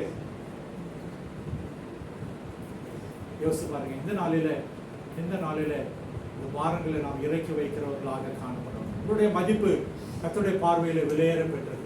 உங்களுடைய மதிப்பு குடும்பத்துல கூட இருக்கிறவங்களுக்கு தெரியாம இருக்கலாம், வேலை செய்யற இடங்களில் தெரியாம இருக்கலாம், ஊழியர் செய்ய போற இடங்களில் தெரியாம இருக்கலாம், கூட பிறந்தவங்களுக்கு தெரியாம இருக்கலாம், உங்களுடைய பிள்ளைகளுக்கு தெரியாம இருக்கலாம். ஆனால் கர்த்தருடைய பார்வையில நீங்கள் விலையேற பெற்றவர்களாக இருக்கிறீங்க. அல்லேலூயா. ஒருவேளை எந்த ஒரு காரியத்தை குறித்து அங்கலாய்த்து திகைத்து கொண்டு கர்த்தரிடத்துல கிட்டி சேர முடியாதபடி ஒரு தடை காணப்பட்டிருக்கிறோம், அந்த தடையை இந்த நாளில் இறக்கி வைத்து செல்கிறவர்களாக அழைக்கப்படும். இந்த இடத்துல இந்த நாளில் வந்ததுக்கு ஒரு முகாந்திரம் உண்டு. கர்த்தர் இந்த நாளில் உங்களுடைய பாரங்களை இறக்கி வைக்கும்படியாக அழைக்கிறார், பிரச்சனைகளை இறக்கி வைக்கும்படியாக அழைக்கிறார், வந்த வண்ணமாக திரும்பி செல்வதற்காக அவர் அழைக்க முடியும். ஒரு நிமிஷம் நம்ம வாய்களை திறந்து நம்ம ஜெபிப்போமா? கர்த்தாவே, என்னுடைய பாரங்கள், என்னுடைய பிரச்சனைகள் இதெல்லாம் இருக்கப்பா, நான் இந்த நேரத்தில் இவைகளை இறக்கி வைக்க நான் விரும்புகிறேன். எனக்கு ஒரு விடுதலை கொடுங்க, எனக்கு ஒரு சமாதானத்தை கொடுங்க, என்னுடைய வாழ்க்கையில ஒரு சந்தோஷத்தை கொடுங்க, என்னுடைய வாழ்க்கையில குடும்பத்துல ரட்சிக்கப்படாதவங்க ரட்சிக்கப்படணும். ஒருவேளை ஒப்பு கொடுத்து நம்ம ஜெபிக்கலாமா? இவ்வளவு நாள் நான் ஒரு அவிசுவாசத்தோடு ஜெபிச்சாலும் நான் என்னுடைய பாரத்தை நானே சுமந்து கொண்டிருந்தேன். இனி நான் அல்ல, கிறிஸ்துவே நிலை ஜீவிக்கிறார் என்ற பிரகாரமாக என்னுடைய பாரங்களை நான் இறக்கி வைக்க போகிறேன். என்னுடைய பாரத்தை இறக்கி வைத்து இனி நான் துக்கமுகமா இருக்க போவதில்லை என்று சொல்லி ஒரு தீர்மானத்தை எடுப்போமா? கர்த்தருடைய பாதத்துல பாரங்களை இறக்கி வைங்க. ஒருவேளை குடிகார கணவனாக இருக்கலாம், அடிக்கிற கணவனாக இருக்கலாம், சந்தேகப்படுகிற கணவனாக இருக்கலாம், ஒருவேளை குடும்பத்தை நடத்துகிறதுக்கு பணம் கொடுக்காத ஒரு சூழ்நிலையாக இருக்கலாம். ஆனால் சர்வ வல்ல தேவன் அவர்களோடு இருக்கும் போது அவர் போஷிக்க அவர் வல்லவராய் இருக்கிறார், பராமரிக்க அவர் வல்லவராய் இருக்கிறார், பாதுகாக்க அவர் வல்லவராய் இருக்கிறார். அவரால் ஆகாத காரியம் ஒன்றுமில்லை. அல்லேலூயா. கர்த்தரிடத்தில் உங்களுடைய பாரங்களை இறக்குவேன். குடும்ப பாரம் எதுவாக இருக்கலாம், ஒருவேளை ஒரு நேசம் இல்லாம இருக்கலாம், சந்தோஷம் இல்லாம இருக்கலாம், சமாதானம் இல்லாம இருக்கலாம். உங்களை நேசிக்கிற ஒரு தேவன் உண்டு. ஹல்லேலூயா. அவர் அன்பு செலுத்த அவர் வல்லவராய் இருக்கிறார். ஒரு பிரச்சனைகளை அவருடைய பாதத்துல இறக்கி வைங்க. ஒரு கண்ணீரை இந்த நேரத்துல அவருடைய பாதத்துல வைங்க. கர்த்தர் ஒரு விடுதலை கொடுக்கிற தேவனாய் இருக்கிறார். எந்த ஒரு அடிமைத்தனமாக இருந்தாலும், ஒருவேளை பாவம் வெளியில நான் இப்படி வாழ்ந்துட்டு இருக்கேன், ஆனா என இருதயத்துக்குள்ள இந்த கேடுபாடுகள் காணப்படுகிறது. கர்த்தர் எனக்கு எத்தனையோ முறை உணர்த்தி இருக்கிறாரு, இதை விட்டு வெளியே வான்னு சொல்லி உணர்த்தி இருக்கிறாரு, ஆனா என்னால வெளியே வர முடியல. ஒருவேளை சீரியல் பார்க்கிற அடிமைத்தனமாக இருக்கலாம், சினிமா பார்க்கிற அடிமைத்தனமாக இருக்கலாம், உறவுகளிலே கர்த்தர் அருவருக்கிற காரியங்களாக இருக்கலாம், ஒருவேளை கீழ்ப்படியாத குணமாக இருக்கலாம், கர்த்தருடைய வார்த்தையை வாசிக்காதபடியான காரியங்களா இருக்கலாம், ஜெபிக்காத காரியங்களாக இருக்கலாம். கர்த்தர் எந்த ஒரு காரியத்தை சுட்டி காட்டுகிறாரோ இந்த நாளில் அவைகளை விட்டு வெளிவரும்படியாக கர்த்தர் உங்களோடு இருக்கிறார். மனுஷ பலத்தால சுய முயற்சினால மேற்கொள்ளவே முடியாது. பரிசுத்த ஆவியானுடைய துணை வேணும். அல்லேலூயா. பரிசுத்த ஆவியானவர் எப்பொழுது நமக்குள்ள வருவார்? பாவங்களை மறைக்காதபடி அவைகளை அறிக்கை செய்து விட்டுவிடும் பொழுது அவர் நமக்குள்ளே வருகிறார். ஒரு வயசு நம்முடைய பாவங்களை அவரிடத்துல அறிக்கை செய்து நம்மை சுத்திகரித்துக் கொள்வோமா? நம்முடைய வாழ்க்கையில அற்புதம் நிகழும்படியாக, அதிசயம் நிகழும்படியாக, நம்முடைய குடும்பத்தில் ஒரு நன்மை உண்டாகும்படியாக, கர்த்தருடைய பார்வையில் ஒரு சுத்திகரிப்பு உண்டாகும்படியாக நம்ம ஒப்பு கொடுத்து நம்ம ஜெபிப்போமா? கர்த்தர் எந்த காரியத்தை குறித்து உங்களோடு பேசிக் கொண்டே இருக்கிறாரோ, இது கர்த்தருக்கு உங்களுக்கு இடைப்பட்ட நேரம். அந்த நேரத்துல ஒப்புரவாகும்படி, ரெக்கன்சைல் ஆகும்படி கர்த்தர் உங்களோடு பேசிக் கொண்டே இருக்கிறார். அந்த காரியத்தை நீங்க கர்த்தரிடத்துல சொல்லுங்க. அப்பா, என்னால முயற்சி பண்ணி பார்த்துட்டு என்னால முடியல, உங்களுடைய பரிசுத்த ஆவியானவர் நம்முடைய துணை வேணும். தவறான வழியில செல்லும்போது தவறு என்று சொல்லி, இது வழி அல்ல என்று சொல்லி அந்த பேசுகிற அந்த மெல்லிய சத்தத்துக்கு செவி சாய்க்கிற அந்த குணம் எனக்குள்ள காணப்பட வேண்டும் என்று சொல்லி அர்ப்பணித்து ஜெபிக்கலாமா? Thank you Lord, thank you Jesus. அப்பா, உமக்கு நன்றி நன்றி நன்றி தகப்பனே. அப்பா, சோஸ்திரம். வியாதியோடு வந்திருக்கிறேன், எனக்கு வியாதியிலிருந்து ஒரு விடுதலை வேணும்னு சொல்லி கேட்கிறீங்களா? சர்வ வல்ல தேவன் இந்த நாளில் ஒரு விடுதலை கொடுக்க வல்லவராயிருக்கிறார், சுகத்தை கொடுக்க வல்லவராயிருக்கிறார்.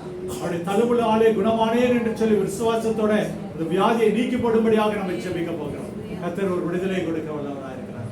Thank you Lord, thank you Jesus. அப்பா, இந்த நாளில் ஒரு விஷயங்களை முதலாவதாக நம்ம அர்ப்பணித்து ஜெபிப்போம். சுத்திகரிப்புக்காக கர்த்தாவே என்னை சுத்திகரிங்கன்னு சொல்லி வாய்களை திறந்து, இந்த பரிசுத்தமா இருக்கிறவன் இன்னும் கொஞ்சம் பரிசுத்தமாக வேண்டும் இல்லையா?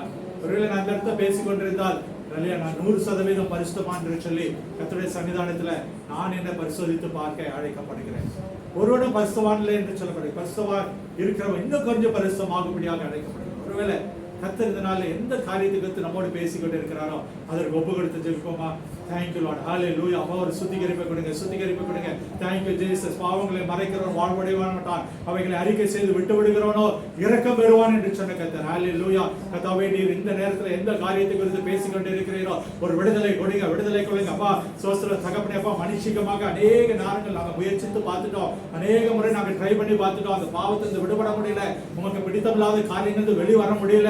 கர்த்தாவே, இந்த நேரத்தில் அப்பா ஒரு விஷயம் கூட எங்களை தாழ்த்தி ஒப்பு கொடுக்கிறோம், எங்களை தாழ்த்தி ஒப்பு கொடுக்கிறோம்.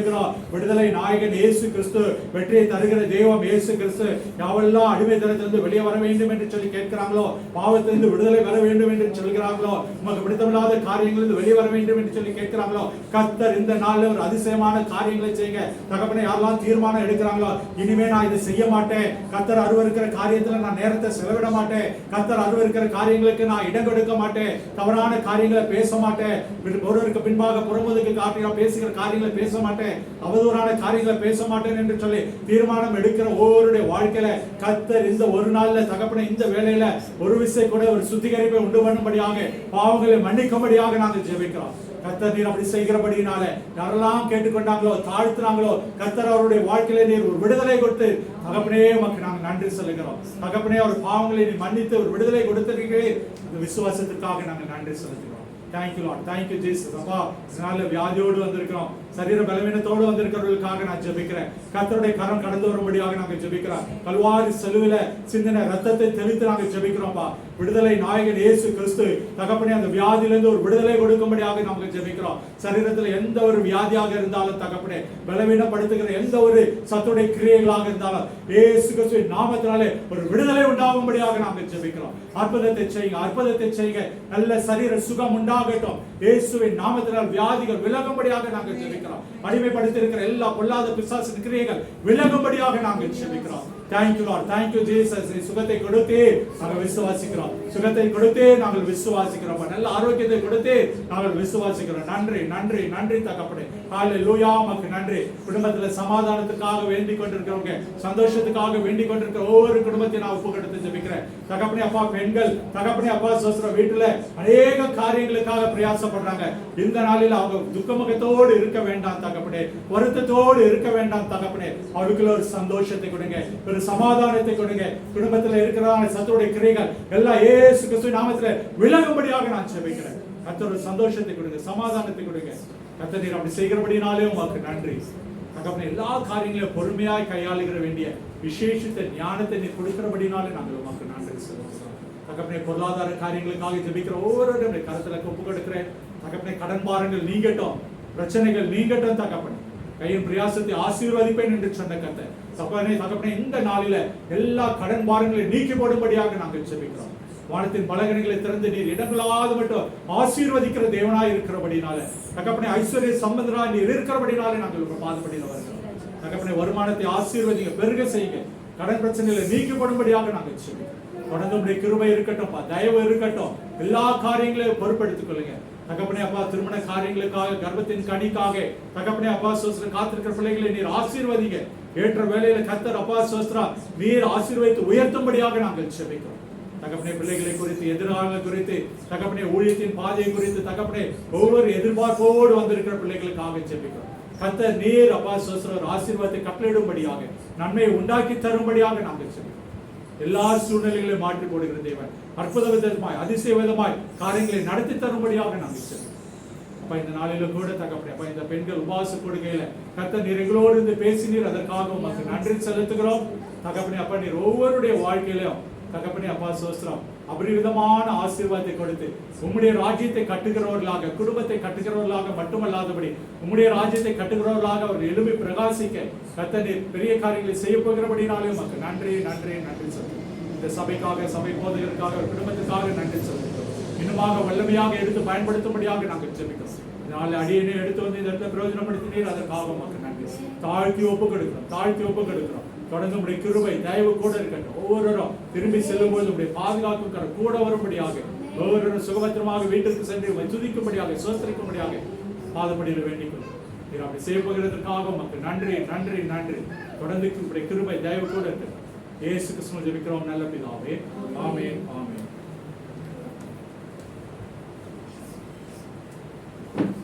Hallelujah. Hallelujah. Hallelujah. Hallelujah. நான் யோசிச்சேன், லேடிஸ் மீட்டிங்ல பிரதர் எப்படி பேசுவாங்க அப்படின்னு. லேடிஸை பிடிக்கும். நான் மிகவும் சிறப்பா இருந்தது. Hallelujah. வார்த்தைக்காக நன்றி செலுத்தணும். ரொம்ப எனக்கு ஆச்சரியமா இருந்துச்சு. நிறைய செய்தி நான் கேட்டிருக்கேன். ஆனால் அந்த பெண்களை பற்றி ரொம்ப அருமையாக சிறப்பாக செய்தி கொடுத்துருக்குறாங்க. ஃபர்ஸ்ட் டைமாக நான் கேட்குறேன் பெண்களை பற்றி பேசுறது. தாமே ஒரு ஆசிரியருக்காக இப்போ நம்ம காணிக்க எடுக்க போகிறோம். சகோதரி கனிமொழி வந்து முன்பாக ஜெபிப்பார்கள். செய்தி கொடுத்த சகோதரிக்காகவும் காணிக்கைக்காகவும் சொல்லணும். ஒரு பாடலை கேட்போம்.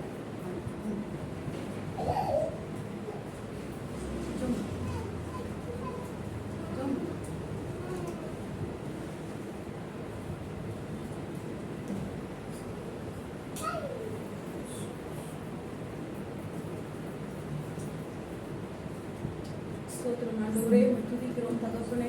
ஆண்டவரே, இந்த மத்தியான வேளையில் ஆண்டவரே இந்த சமூகத்துக்கு நேராக தேவரீர் எங்களை கொண்டு வந்த மகா பெரிய தயவுக்காய் நன்றி. இந்த நாள் ஆராதனையில் ஆண்டவரே நீர் ஆண்டவரே தகப்பனே உம்முடைய சித்தத்தை ஆண்டவரை நிறைவேற்றினதற்காய் நன்றி. ஆண்டவரே ஆவியானவர் எங்களோடு இடைப்பட்டதற்காய் நன்றி. ஒவ்வொரு பகுதியிலும் ஆண்டவரே நீர் ஆண்டவரே தகப்பனே ஸ்தோத்திரம் எங்களோடு என்ன பேச சுத்தம் வைத்திருந்தீரோ அதை பேசுவதற்காய் நன்றி. இந்த நாளை கர்த்தர் எங்களுக்கு ஆசீர்வதித்ததற்காய் நன்றி சுவாமி.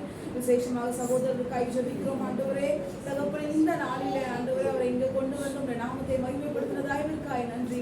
கைக்கு செய்கிற காரியங்கள் எல்லாவற்றிலும் கர்த்தருடைய கரம் கூட இருக்கட்டும் ஆண்டவரே தகப்பனே. இன்னும் வலிமையாக எடுத்து பயன்படுத்துங்கப்பா ஆண்டவரே. உடைய கிருபை அவரோடு இருக்கட்டும். குடும்பத்தில் இருக்க ஒவ்வொருத்தரையும் கர்த்தர் ஆசீர்வதிங்க. கையின் பிரயாசங்களை ஆசீர்வதிங்க. இருக்கிற ஊழியத்துல இன்னும் ஆண்டவரே தலை உயர்த்தி உடைய நாமத்தை மகிமைப்படுத்திக் கொள்ளுங்க ஆண்டவரே. இந்த நாளில் வந்த ஒவ்வொருத்தருக்காகவும் உமக்கு நன்றி செலுத்துகிறோம் ஆண்டவரே. ஆண்டவரே எப்படி வந்தார்கள் தெரியாது ஆண்டவரே. ஆனால் இந்த இடத்த விட்டு கடந்து போகும்போது கர்த்தர் எங்கள் விண்ணப்பத்தின் சத்தத்தை கேட்டார். கர்த்தர் எங்களோடு இடைப்பட்டார். கர்த்தர் எங்களுக்கு விடுதலை உண்டாக்கினார் என்று வெற்றியோடும் ஆண்டவரே தகவல் ஒரு சமாதானத்தோடும் தேவ ஆவியானவர் நிறைவு பெற்றவர்களாய் கடந்து செல்ல கர்த்தர் உதவி செய்யுங்க. கொடுக்கிற காணிக்கைகளை நீங்க அங்கீகரித்துக் கொள்ளுங்க. நீ பொறுப்பெடுத்துக் கொள்ளுங்க. இயேசுவின் ஜெபிக்கிறோம் நல்ல பிதாவே.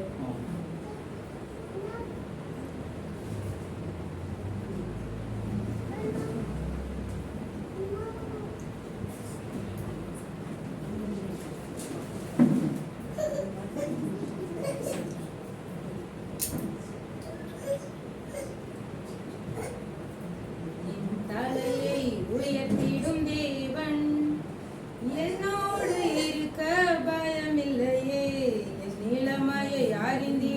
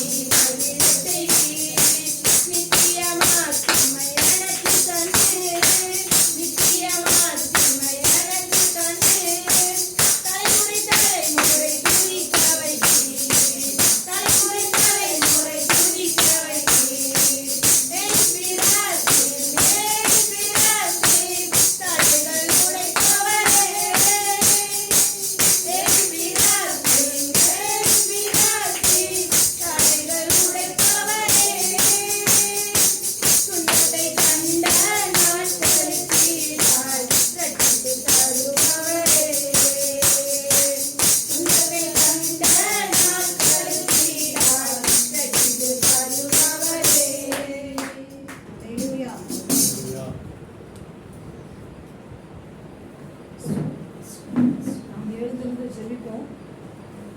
ஹல்லேலூயா.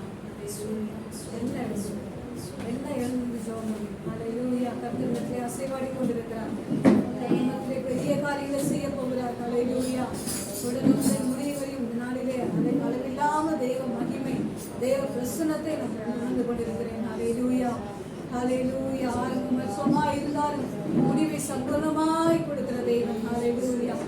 உண்மையாகவே கர்த்தர் சபையை கட்டும்பொழுது ஆரம்பம் மிகவும் அற்பமா இருந்தது. சாதாரண ஒரு தலையில உட்கார்ந்து நாங்கள் ஜெபித்துக் கொண்டிருந்தோம். ஆனால் கர்த்தர் அருமையாக படிப்படியாக கர்த்தர் இதை கட்டுப்படியாக அவரே இதை செய்தார். ஹல்லேலூயா. கிருபையாக கலம் போட கிருபை செய்தார். மாத்திரமல்ல எல்லாம் அந்த பூசு வேலைகள் கரண்ட் எடுக்க அவ்வளோ கஷ்டப்பட்டோம். கிட்டத்தட்ட 2 லட்சம் கேட்டாங்க, 1 லட்சம் ரூபாய் கேட்டாங்க. எப்போ நாங்கள் யார்கிட்டையும் நாங்கள் போய் நிறையா பெரிய அதிகாரிகிட்டலாம் போய் கேட்டோம். அவங்க சொன்னாங்க லஞ்சம் கொடுக்காத எங்களால் இது பண்ண முடியாது, செய்ய முடியாது. நாங்கள் ஜெபித்தோம். கர்த்தர் குறைந்த காசுல இந்த கரண்ட் கிடைக்க பெரிய காரியம். அதுவே நாங்கள் இப்போ கடைசி அவருடைய பாதத்தில் உட்காந்துட்டேன். இனி நான் யார்கிட்டையும் இப்படி கெஞ்ச மாட்டேன், எந்த அதிகாரியும் போக மாட்டான். போய் எங்கள் ஹஸ்பண்ட் சொன்னேன், வேணாம் நம்ம ஜோம் பண்ணலாங்க, கர்த்தர் நமக்கு செய்வார் அப்படின்னு சொல்லி ஜெபிக்க ஆரம்பித்தோம். கர்த்தர் குறைந்த காசுல உண்மை எனக்கு ஆச்சரியமா இருந்துச்சு எப்படி கரண்ட் கிடைச்சதுன்னு. அது மாத்திரம் கரண்ட் வந்துச்சு, ஆனால் லைட் இல்லை. ஒரு அன்பு சகோதரன் திடீர் வந்து எல்லாத்தையும் அந்த லைட் ஃபிக்ஸ் பண்ணி கொடுத்துட்டு போனாரு. அது மாத்திரமல்ல போன ஒரு 8 மாசத்துக்கு முன்பாக அருமையான ஒரு சகோதரன் மூலமாக நாங்கள் ஒயிட் வாஷ்லாம் பண்ணி கர்த்தர் கிருபையாக ஒரு நேர்த்தியான காரியங்களை செய்த தேவனுக்கு உண்மையாக மனதார நன்றி செலுத்துகிறேன். அவர் எண்ணுகிறதுக்கும் நினைக்கிறதுக்கும் மேலான காரியங்களை செய்தார். யோசித்தாங்க நேரத்தில் தனியாக கத்தி ஜெபம் பண்ணிட்டு இருக்கேன், என் கூட சேர்ந்து யாராவது ஜெபிக்க மாட்டார்களா என்று சொல்லி சிலரை ரொம்ப நான் நம்பி நான் போய் ஏங்கி கூப்பிட்டேன். ஆனால் அவங்களால வர முடியல. ஆனால் எதிர்பாராத அருமையான பிள்ளைகளை கர்த்தர் தந்தார். கூடி ஜெபிக்க முடியாத ஒரு நாள் 3 வேளை நாங்கள் ஜெபிக்கிறோம். காலையிலையும் மதியானமும் இரவும் 3 வேளை ஜெபிக்க கர்த்தர் கிருபை செய்தார். இதை விட ஒரு பாக்கியம் எதுங்க? ஹல்லேலூயா. கர்த்தர் உண்மையாகவே நீங்க சாதாரணமாக நினைச்சு இந்த இடத்துல வந்திருக்கலாம். கர்த்தர் மகிமையான காரியங்களை செய்ய போகிறார். மகிமையான காரியங்களை செய்ய போகிறார். அது மாத்திரமல்ல அன்பு சகோதரன் மங்கள்ராஜ் மூலமாக கிருஷ்ணபராஜ் அண்ணன் எனக்கு அறிமுகமானாங்க. அது மாத்திரமில்ல முதல் முறையாக அண்ணன் இடத்துல வரும்பொழுது ரொம்ப பாழடைஞ்ச இடமா இருந்துச்சு. இந்த இடத்துல அவ்வளோ பெரிய ஊழியக்காரர் வருவாரான்னு யோசித்தோம். உண்மையாகவே அவர் வரும்பொழுது ஒரே ஒரு வார்த்தை சொன்னார், கர்த்தர் பரிபூர்ண நன்மை நீ ஆசீர்வாதமா இருப்பமான்னு சொன்னார். நீ ஆசீர்வாதமா இருப்பாய் என்று சொல்லி அதே போல குடும்பத்துடைய சிறையிருப்பை கர்த்தர் மாற்றினார். ஊழியத்தில் மகா பெரிய காரியங்களை கர்த்தர் செய்தார். ஒவ்வொரு மாதமும் மகிமையான காரியங்களை செய்தார். அதற்காக நன்றி செலுத்துகிறேன். ரொம்ப நாளாக நாங்கள் மைக் செட்டுக்காக ஜோம் பண்ணிட்டு இருந்தோம். இதுல 1 வருஷமா ஜோம் பண்ணோம். கர்த்தர் அருமையான அந்த பாக்ஸ் மைக்கெல்லாம் கற்று கொடுக்க கிருபை செய்தார். இன்னும் மீதியான காரியங்களை கற்று கொடுப்பார்னு விசுவாசிக்கிறேன். ஹல்லேலூயா. இந்த நாளிலே கேட்ட செய்தியின்படியே கர்த்தர் நம்மை விசேஷித்தவர்களாக வைத்திருக்கிறார். ஹல்லேலூயா. நம்முடைய குடும்பத்தில் நம்மை விசேஷமாக வைத்திருக்கிறார். விசேஷமான காரியங்களை பெரிய காரியங்களை கர்த்தர் நம்முடைய குடும்பத்திலே செய்ய போகிறார். அவியானவர்களே ஸ்தோத்திரிக்கிறோம். அந்த ஆசீர்வாதத்தை கரங்களை உயர்த்தி நாம் பெற்றுக்கொள்வோமா? சொல்லப்பட்ட எல்லா வாக்குகளும் என்னுடைய வாழ்க்கையில் நிறைவேறப் போகிறது. இந்த 7 குறிப்பு சுவாமி என் வாழ்க்கையில் நிறைவேறப் போகிறது. ஆண்டவரே கர்த்தாவே ஸ்தோத்திரிக்கிறோம். விலையேறி பெற்ற முத்தாங்க ஆண்டவரே பிரஷியஸ் ஸ்டோனாக ஆண்டவரே என்னுடைய குடும்பத்தின் ஈரங்களை எடுத்து உயர்த்த போகிறேன் சொல்லுங்கள். ஆண்டவரே உங்களுக்கு நன்றி செலுத்துகிறோம். நன்றியோடு துதிக்கிறோம். அப்பா எங்களை அதிகமாக நேசிக்கிறதான் எங்கள் அன்பின் பண்பு ஆசீர்வதிக்கப்பட்ட இறந்த மதியான வேலைக்காய் நன்றி செலுத்துகிறோம் ஐயா. ஆண்டவரே நாங்கள் ஒருமனப்பட்டு இப்படி பெண்களாய் கூடி ஜெபிக்கும்படியாக கற்றுக் கொடுத்த கிருபைக்காய் ஸ்தோத்திரம். ஆண்டவரே அப்பா விசேஷமாய் கொண்டு வந்த அருமையான மகனுக்காக ஸ்தோத்திரம். அவருடைய ஊழியர்களை ஆசீர்வதி, மனைவி ஆசீர்வதி, பிள்ளைகளை ஆசீர்வதிப்பா. ஊழியர்களை இன்னும் மகிமையான காரியங்களை செய்கிறார்கள். என் மகனுக்கு தீர்க்காயசை தருகிறார்கள். பிரசனம் கூட இருக்கட்டும், மேன்மைப்படுத்தும், உயர்த்தும், ஆசீர்வதி. அந்த ஒவ்வொரு காய் ஜெபிக்கிறோம். ஒவ்வொரு குடும்பங்களை கர்த்தர் மேன்மைப்படுத்துகிறார்கள், ஆசீர்வதிக்கிறார்கள். சாபங்கள் மாறட்டும், சாபங்கள் முடியப்படட்டும் இயேசுவினாலே. ஆண்டவரே நன்மையா நிரப்புவீராக, நன்மையா நிரப்புவீராக. நடக்காத காரியங்கள் ஆண்டவரே இந்த மாதத்திலே நடக்கும்படியாய் ஜெபிக்கிறோம். மாத்திரை ஒவ்வொருவரையும் சாட்சியாக நிறுத்தும் சுவாமி. பெரிய காரியங்களை செய்யும் வாழ்த்தி ஒப்பு கொடுக்கிறோம். இந்த நடக்கிறதான சபை நடக்கிற ஒவ்வொரு ஊழியர்களிலும் தேவனா மையப்படுகிற திரளான ஆத்மாக்களை கொடுக்க ஸ்தோத்திரம். பாடின பிள்ளைகள், ஜெபித்த பிள்ளைகள், கர்த்தாவே ஒத்துழைக்கிற ஒவ்வொருவரையும் கொடுத்த ஒவ்வொருவரையும் ஆசீர்வதிக்கும்படி நாங்கள் ஜெபிக்கிறோம். நசரேயனாகிய இயேசு கிறிஸ்துவின் வல்லமையான நாமத்தினாலே ஜெயம் எடுத்து ஜெபிக்கிறோம். நல்ல பிதாவே, ஆமென். ஆத்மாவே கர்த்தரை ஸ்தோத்திரி, என் உள்ளமே பரிசுத்த நாமத்தை ஸ்தோத்திரி. என் ஆத்மாவே கர்த்தரை ஸ்தோத்திரி.